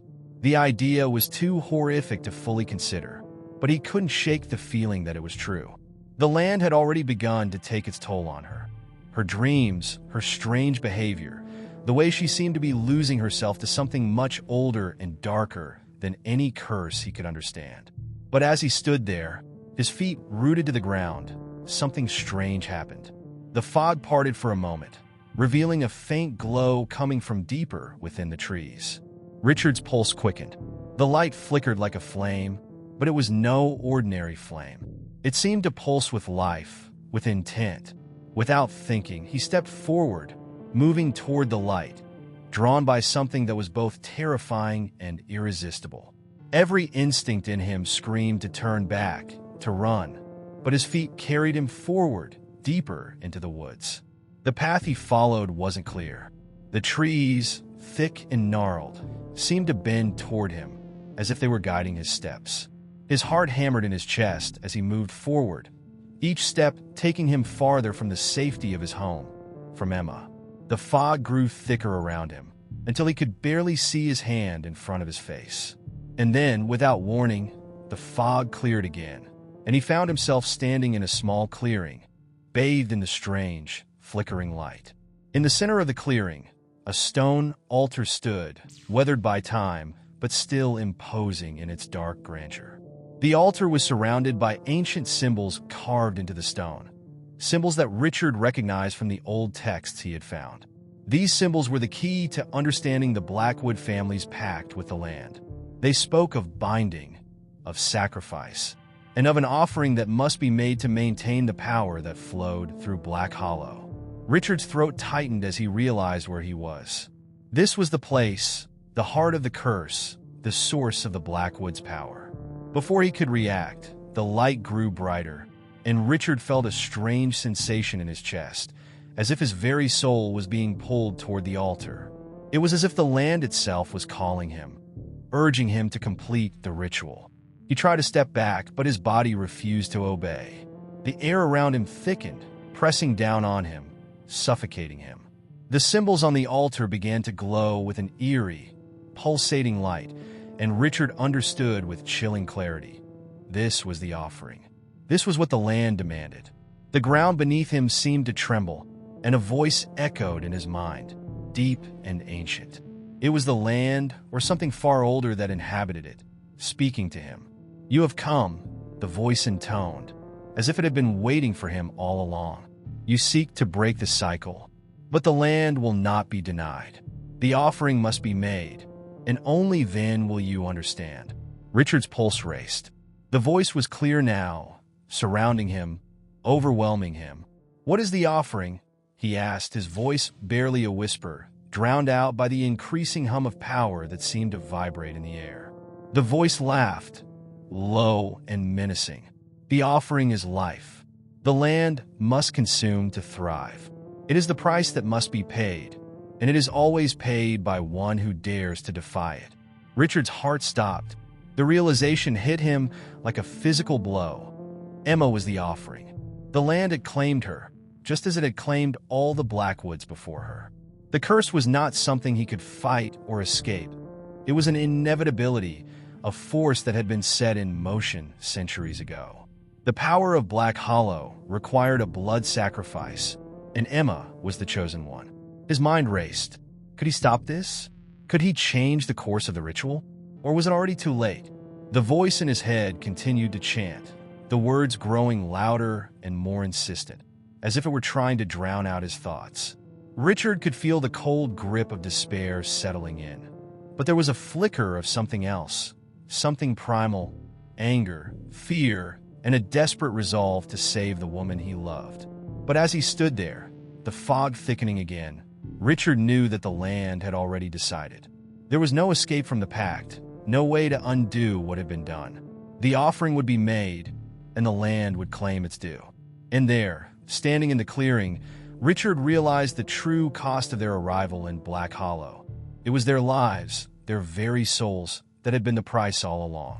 The only question that remained was whether he would be able to save Emma before it was too late. Or if, in the end, they would both become nothing more than another sacrifice to the land. As the days passed after Richard's visit to the altar, the weight of the truth hung over him like a thick fog. He had come to understand that there was no easy escape from the clutches of Black Hollow, no simple way to sever the pact that had bound Emma to the land. The events of the clearing had become a constant presence in his mind, replaying over and over again, gnawing at his thoughts. It wasn't just Emma who had become a part of the land's twisted covenant. It was everything around them. The land, the house, the very air they breathed. Everything had been permeated by this ancient, unrelenting force. And now, Emma was its chosen vessel. In his mind, Richard knew there was no longer a choice. The land would take its payment, and it would be made through her, the last descendant of the Blackwood family. His heart grew heavy with this knowledge. There was no negotiation, no bargaining. He could no longer pretend that they were exempt, that somehow they could live unscathed in this cursed town. Black Hollow had claimed them the moment they set foot on its soil, and now, only the offering would suffice. Yet, the image of the altar, its cold stone and pulsating symbols, haunted Richard's every waking hour. He was paralyzed, unable to act, even though every part of him screamed to do something. Anything. Emma's condition had worsened significantly after his discovery. She had stopped speaking entirely, her vacant gaze often fixated on nothing, as though she were caught in a trance. The life had drained from her, leaving behind a shell of the woman he had once known. Richard could only watch helplessly as she slipped farther away from him, slipping into the embrace of the land that had claimed her. But as he sat by her side one evening, trying to console her, he noticed something disturbing, something he hadn't realized until now. Despite her condition, there was a faint flicker of recognition in her eyes. Every now and then, Emma seemed to wake from her stupor, as if a part of her was still fighting against the power that held her. Richard seized on this tiny hope, desperately clinging to the notion that there was still time to save her. If he could just figure out what the land truly wanted, if he could uncover the deeper secrets of Black Hollow, perhaps he could break the curse. It was then that he remembered the one person in town who had always been a little too eager to offer cryptic advice.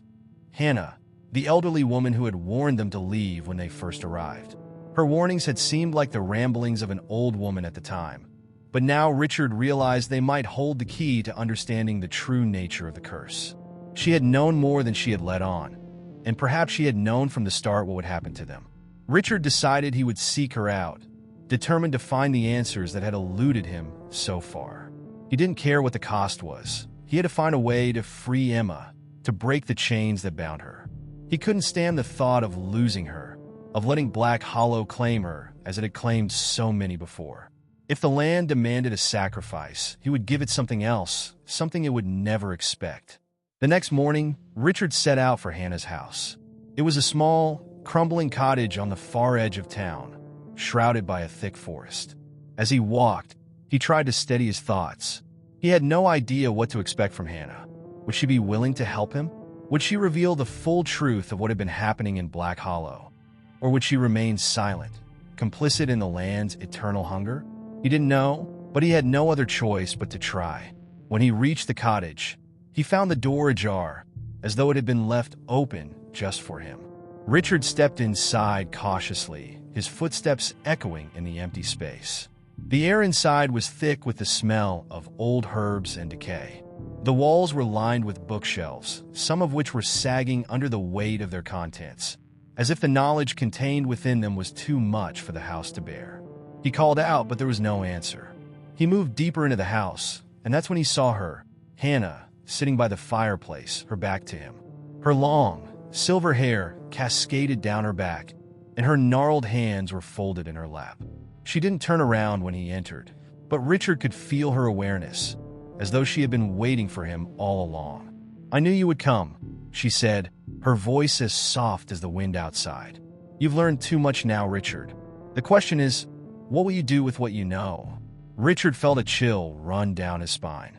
He had been expecting her to deny everything, to dismiss him as mad, but instead, she had already accepted the inevitable.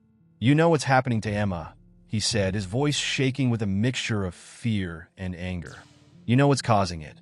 Tell me how to stop it, or I swear I'll burn this whole town to the ground if I have to." Hannah's laugh was quiet, almost melancholic. "You cannot burn what is already dead, Richard," she said, her voice tinged with sorrow. "This town has been dying for centuries. It is the price of silence. The Blackwood family has kept the secret of the land's true nature for too long. Your ancestors, like all who have come before you, knew the price of defying it. But now, your time has come."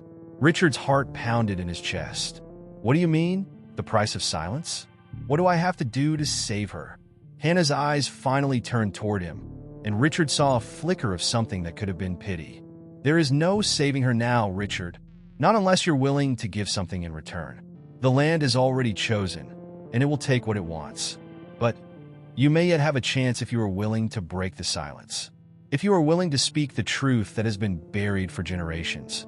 Richard's mind reeled. What truth? What could he possibly give to undo what had already been set in motion? "I don't understand," he whispered, the desperation evident in his voice. Hannah stood slowly, her frail body seeming to defy the weight of the years she carried. "You are the Blackwood family's last hope, Richard," she said softly. "But in order to free Emma, you must speak the name of the thing that lurks beneath this town. The land must be named for what it truly is before it can be undone." Richard swallowed hard. The land? What could she mean by that? What truth could possibly undo what had already been set in motion? Before he could ask, Hannah raised a hand, stopping him. You'll know when the time comes, Richard. And until then, there is nothing more to be said." The door slammed shut behind him, and Richard was left standing in the darkness of the cottage, his heart heavy with the weight of the silence that had fallen between them. He didn't know what to do next, but he knew that time was running out. Emma was slipping away, and soon there would be nothing left of her but the land's claim. The days that followed Richard's visit to Hannah's cottage felt like an eternity. He was gripped by a profound sense of unease, as though he were on the precipice of a revelation too terrible to comprehend. Hannah's cryptic words about breaking the silence echoed in his mind, haunting him, and yet, despite his best efforts, he could not decipher what she meant. What truth was he supposed to speak? What did she mean by the thing that lurks beneath this town? He couldn't shake the feeling that something far older and more dangerous than he had ever imagined was at work in Black Hollow. Emma's condition continued to deteriorate. She spent her days staring into the distance, her face pale and her eyes empty. There were no signs of recognition, no signs of the woman Richard had once known. It was as though she had been consumed by the very land she had once lived on, as though it had claimed her body and soul. Richard's frustration grew with each passing day. He had come to Black Hollow to escape the stresses of the city, to rebuild his life with Emma, and now he was trapped in a nightmare he couldn't escape. Determined to find answers, Richard began to dig into the history of Black Hollow.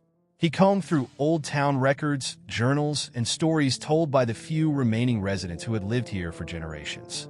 The more he uncovered, the more he realized that there was something deeply wrong with the town. It had been founded on blood, on a pact made centuries ago by the first settlers, a pact with something far older than anything Richard had ever believed in.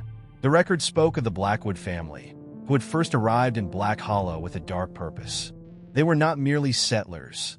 They were chosen by the land itself. The family's patriarch, a man named Jonathan Blackwood, had made a deal with a mysterious force in exchange for wealth and prosperity.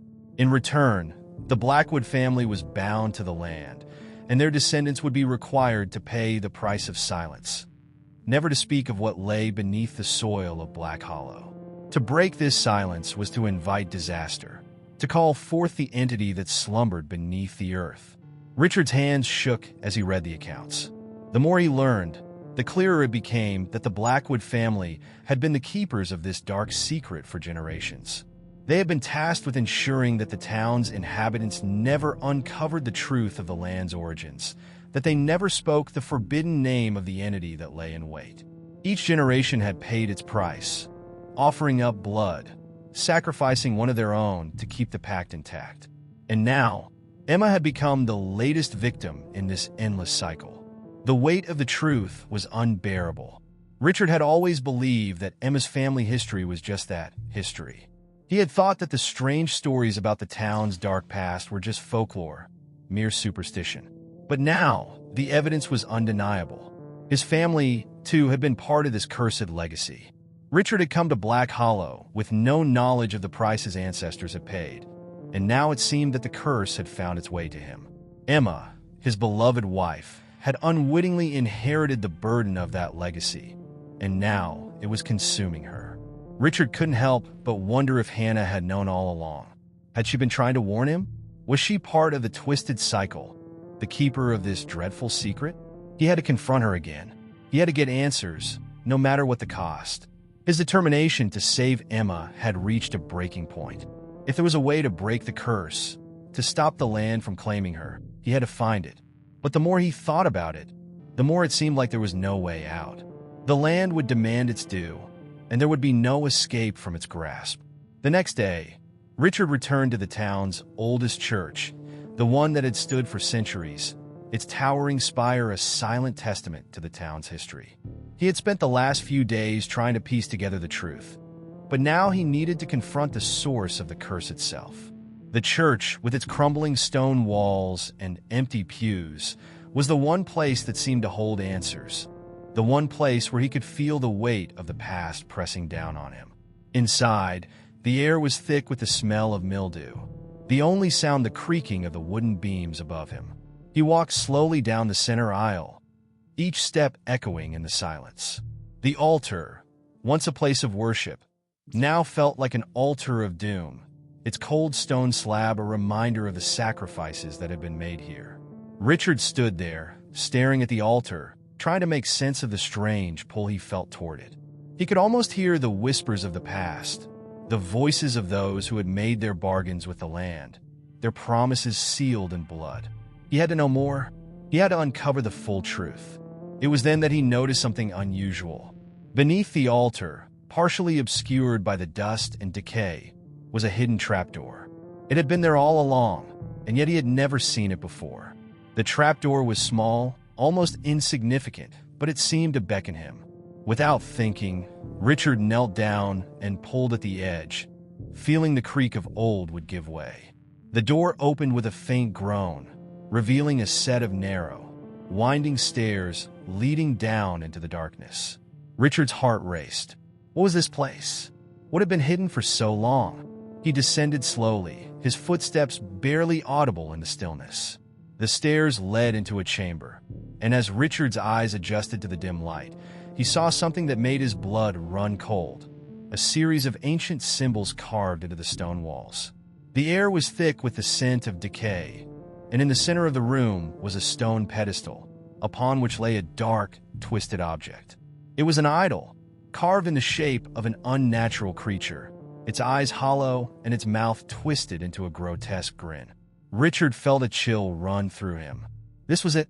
This was the truth of Black Hollow. The land wasn't just cursed. It was alive, feeding on the souls of those who dared to settle here. The Blackwood family had become its unwilling stewards, bound by a pact they could never break. And now, Emma was the next offering. Richard's stomach turned. He had to act. He couldn't let this happen to her. But the more he looked at the idol, the more he realized that the land had already claimed her. There was no way to stop it now. No way to undo the pact that had been made centuries ago.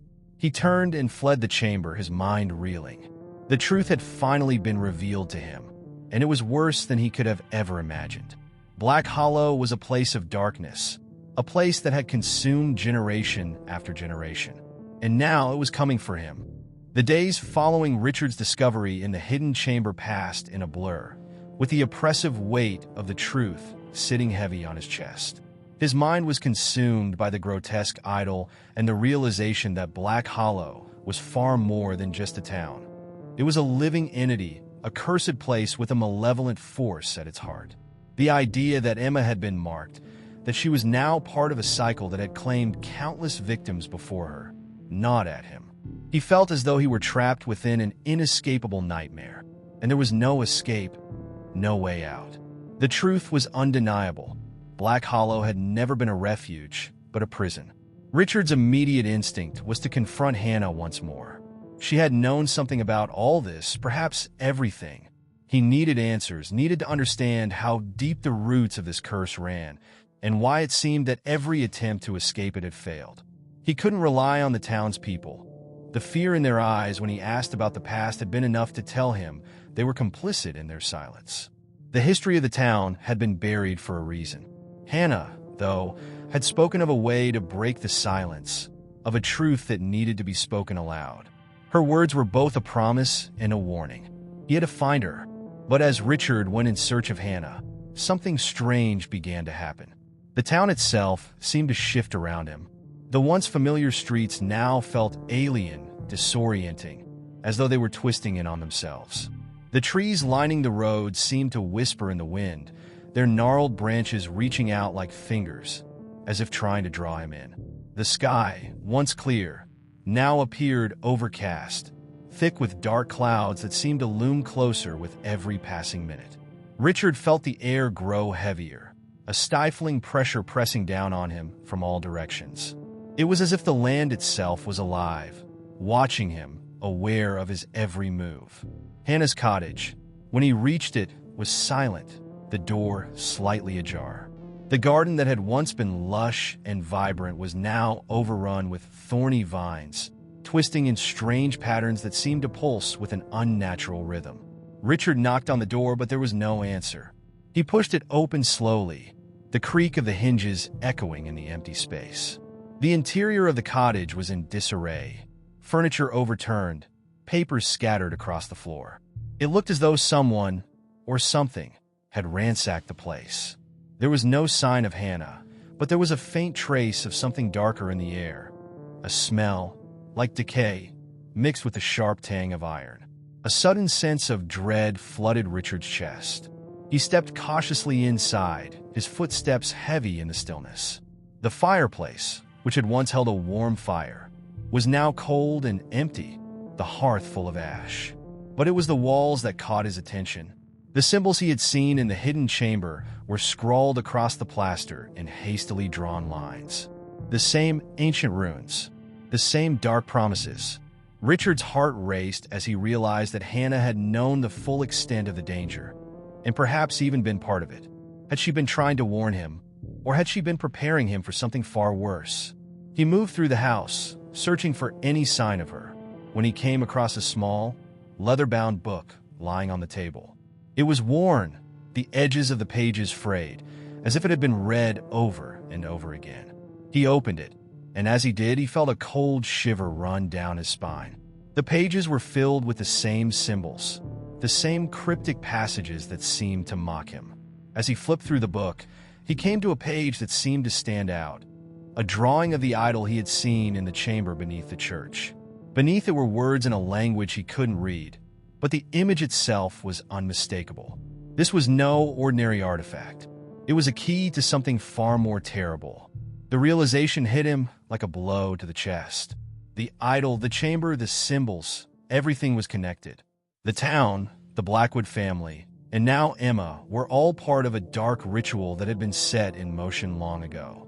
The curse of Black Hollow wasn't something that could be simply broken. It was an ancient force, one that demanded blood and sacrifice, and the town had been paying its price for centuries. Richard's role in all of this was unclear, but one thing was certain. The town had claimed him, just as it had claimed every other outsider who had dared to settle here.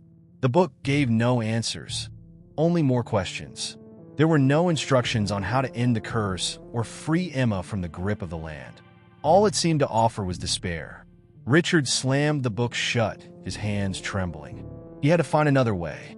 There had to be some way to break the cycle before Emma was lost forever. As he turned to leave the cottage, Richard heard a noise, a soft rustling from the back of the house. He froze, his breath catching in his throat. It was the unmistakable sound of footsteps. But when he turned toward the sound, he found nothing. The cottage was still, the only movement coming from the wind outside. Richard's pulse quickened. Something wasn't right. It was as though the town itself was watching him, waiting for him to make a move. The sense of being hunted grew stronger with each passing second. The door slammed shut behind him, and Richard whirled around, startled. He had been in and out of that cottage 100 times, but this was different. The air was thick now, charged with a palpable energy. He could feel it, the presence of something ancient, something dark standing just beyond his reach. His eyes scanned the surroundings, but there was no sign of anything unusual. The town seemed unchanged, but Richard knew better now. The darkness that had consumed Emma was spreading, and he was at the center of it all. In that moment, Richard realized the truth he had been avoiding all along. There was no way to escape Black Hollow. He was trapped, just like everyone before him. The land had marked him, just as it had marked his ancestors. And the price would be paid, one way or another. The reckoning was coming, and there was no one left to stop it. Not even Hannah. Richard's heart sank. The horror he had been running from was now inevitable. The land would claim what it was owed, and there would be no escape for him or Emma. The reckoning had already begun. The night was unnaturally still, as though the world had held its breath in anticipation of something inevitable. Richard sat in his car, parked on the outskirts of Black Hollow, staring out at the dimly lit town. The flickering street lights cast long shadows across the road, and the wind whispered through the trees in eerie tones. It was as if the very atmosphere of Black Hollow had thickened into something tangible, something that pressed in on him from all sides. The revelation of his role in the curse had left him feeling hollow, the weight of the town's dark history bearing down on his chest. There was no escaping it.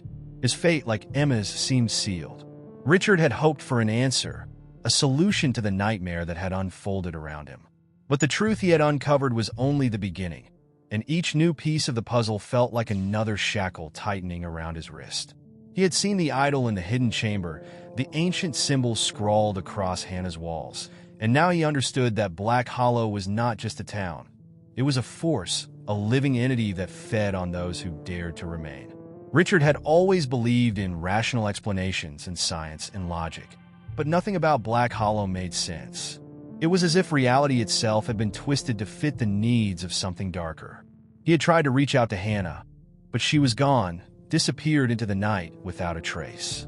He wondered if she had ever truly been part of the town's plan, or if she had been just another victim, caught in the web of this ancient malevolence. She had spoken of breaking the silence, of revealing the truth, but now it seemed that the truth itself was just another tool of the curse. Richard had to face the facts. Black Hollow was not a town he could escape from. It was a place of confinement, a trap built long ago by forces far older than he could comprehend. The thought of Emma haunted him.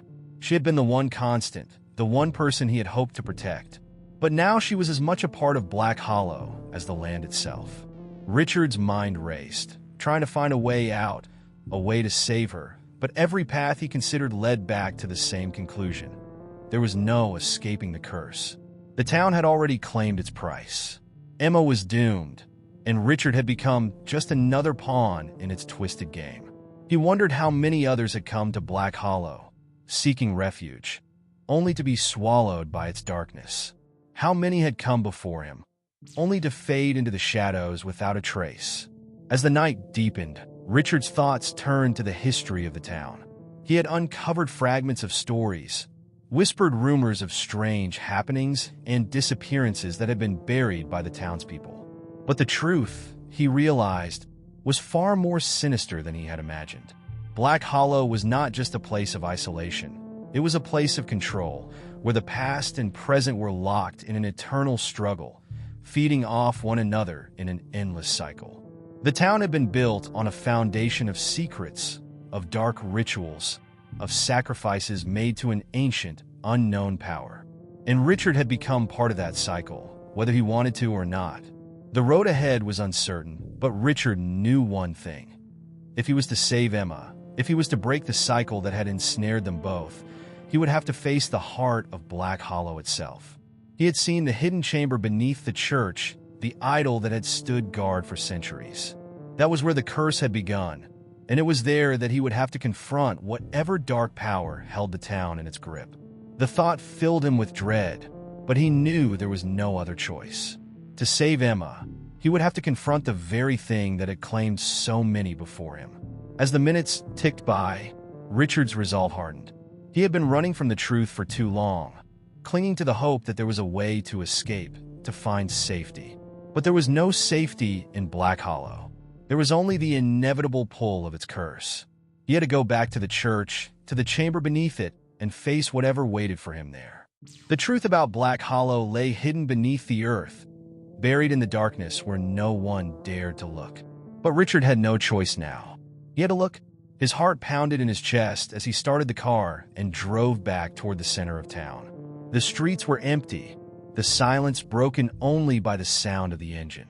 As he passed the old houses, he couldn't help but feel the eyes of the town upon him, watching, waiting for him to make his move. He had no allies in Black Hollow. The people here had long since given up on fighting back. They had accepted the curse, as if it were a part of their existence, something they could do nothing about. Richard wasn't sure if he could ever accept that, but he was done running. When he arrived at the church, it was just as he had left it, desolate, its once grand architecture now a hollow shell of its former self. The door creaked open, and he stepped inside, his footsteps echoing in the empty space. The air was thick with dust, the scent of decay still hanging in the corners. Richard moved toward the altar, his heart racing. He could feel the presence of the idol beneath the church, pulling him toward it like a magnet. Every instinct in him screamed to turn back, to leave Black Hollow behind, but he knew he couldn't. Emma's life depended on him facing whatever lay ahead. Descending into the chamber once more, Richard's breath caught in his throat. The idol was there, unchanged, its empty eyes staring at him as if it recognized him, as if it had been waiting for him. The symbols on the walls flickered in the dim light, shifting and changing as though they were alive. Richard felt a surge of panic, but he forced himself to approach the idol. He had no idea what would happen next, but he knew this was the only way forward. As his fingers brushed against the cold stone of the idol, a low hum filled the air. The ground beneath him trembled, and the walls of the chamber began to shift, as if the very earth itself were moving.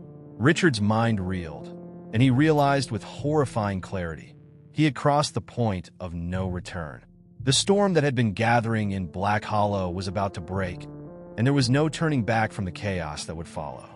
As Richard's fingers grazed the idol's cold surface, the world around him seemed to distort. The chamber, once a silent crypt, pulsed with an energy that made the hairs on the back of his neck stand on end. A low, reverberating hum emanated from the idol, its dark eyes seeming to flicker with an inner fire. The walls, adorned with cryptic symbols and runes, began to shift as though alive, folding and bending in unnatural ways. Richard staggered backward, but the ground beneath his feet began to tremble, the very earth protesting his intrusion into this ancient sanctum. The tremors intensified, and the walls creaked, groaned, and seemed to bend inward. Richard's first instinct was to flee, to escape whatever wrath this place was about to unleash. But as he turned to run, he found himself unable to move. It was as if the chamber itself had seized him, its unseen forces locking him in place. His breath came in ragged gasps as he tried to struggle free, but it was hopeless. The air thickened, pressing against him like a suffocating weight. Panic surged through him, but there was no way out.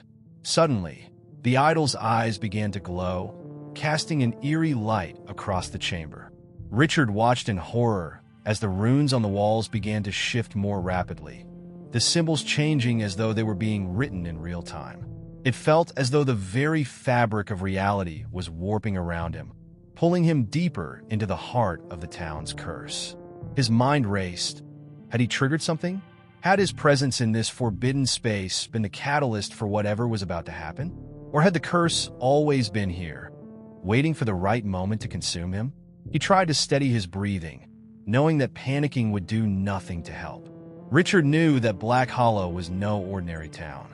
It was a place of ancient, unfathomable power, a town built upon blood and sacrifice. He had learned that much in his brief time here. The townspeople had always known that something was wrong. Something had always been just beneath the surface. The truth had been buried in plain sight, and now it was coming to light with all the fury of a storm breaking loose. As the glow from the idol brightened, a sudden whisper filled the air. It was faint at first, like a breeze brushing against his ear, but then it grew louder, almost deafening. It was a voice, but not a single voice. Thousands of voices, all speaking in a language Richard could not understand. The words were sharp, dissonant, and full of ancient rage. They echoed in his mind, filling him with an overwhelming sense of dread. Was this the voice of Black Hollow itself? Or had the idol awakened something even darker, something that had been slumbering beneath the town for centuries? Richard squeezed his eyes shut, trying to block out the voices, but the pressure only grew.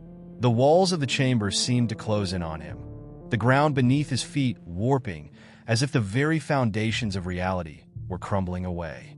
He could feel the earth shifting, grinding against itself, as though the town itself was alive, waking up from a long slumber. The whispers were now deafening, and Richard felt himself losing his grip on reality. His thoughts scattered like dry leaves in the wind, lost to the chaos around him. In the midst of the madness, a sudden flash of memory struck him. Emma, her face, her eyes filled with fear and confusion, flashed before his mind's eye. Was she still alive? Had the curse claimed her as it had claimed so many before her? Richard's heart clenched at the thought. He had promised her that he would protect her, that he would find a way out of Black Hollow. But as the chamber continued to warp around him, Richard realized with a sickening clarity that there was no way out. Not for him, Not for Emma, and not for anyone who had dared to come here. With his mind racing, Richard's gaze flicked back to the idol, and in that moment, something within him snapped. The voices, the pressure, the overwhelming sense of inevitability, it all came crashing down on him, and he realized that the only way to end this nightmare was to confront whatever it was that ruled this place. Black Hollow had claimed its victims for generations, but Richard had been brought here for a reason. He was part of the curse now, whether he liked it or not. Despite the overwhelming fear that gripped him, Richard forced himself to approach the idol once more. The glow from its eyes intensified, and the whispers seemed to swell into a crescendo.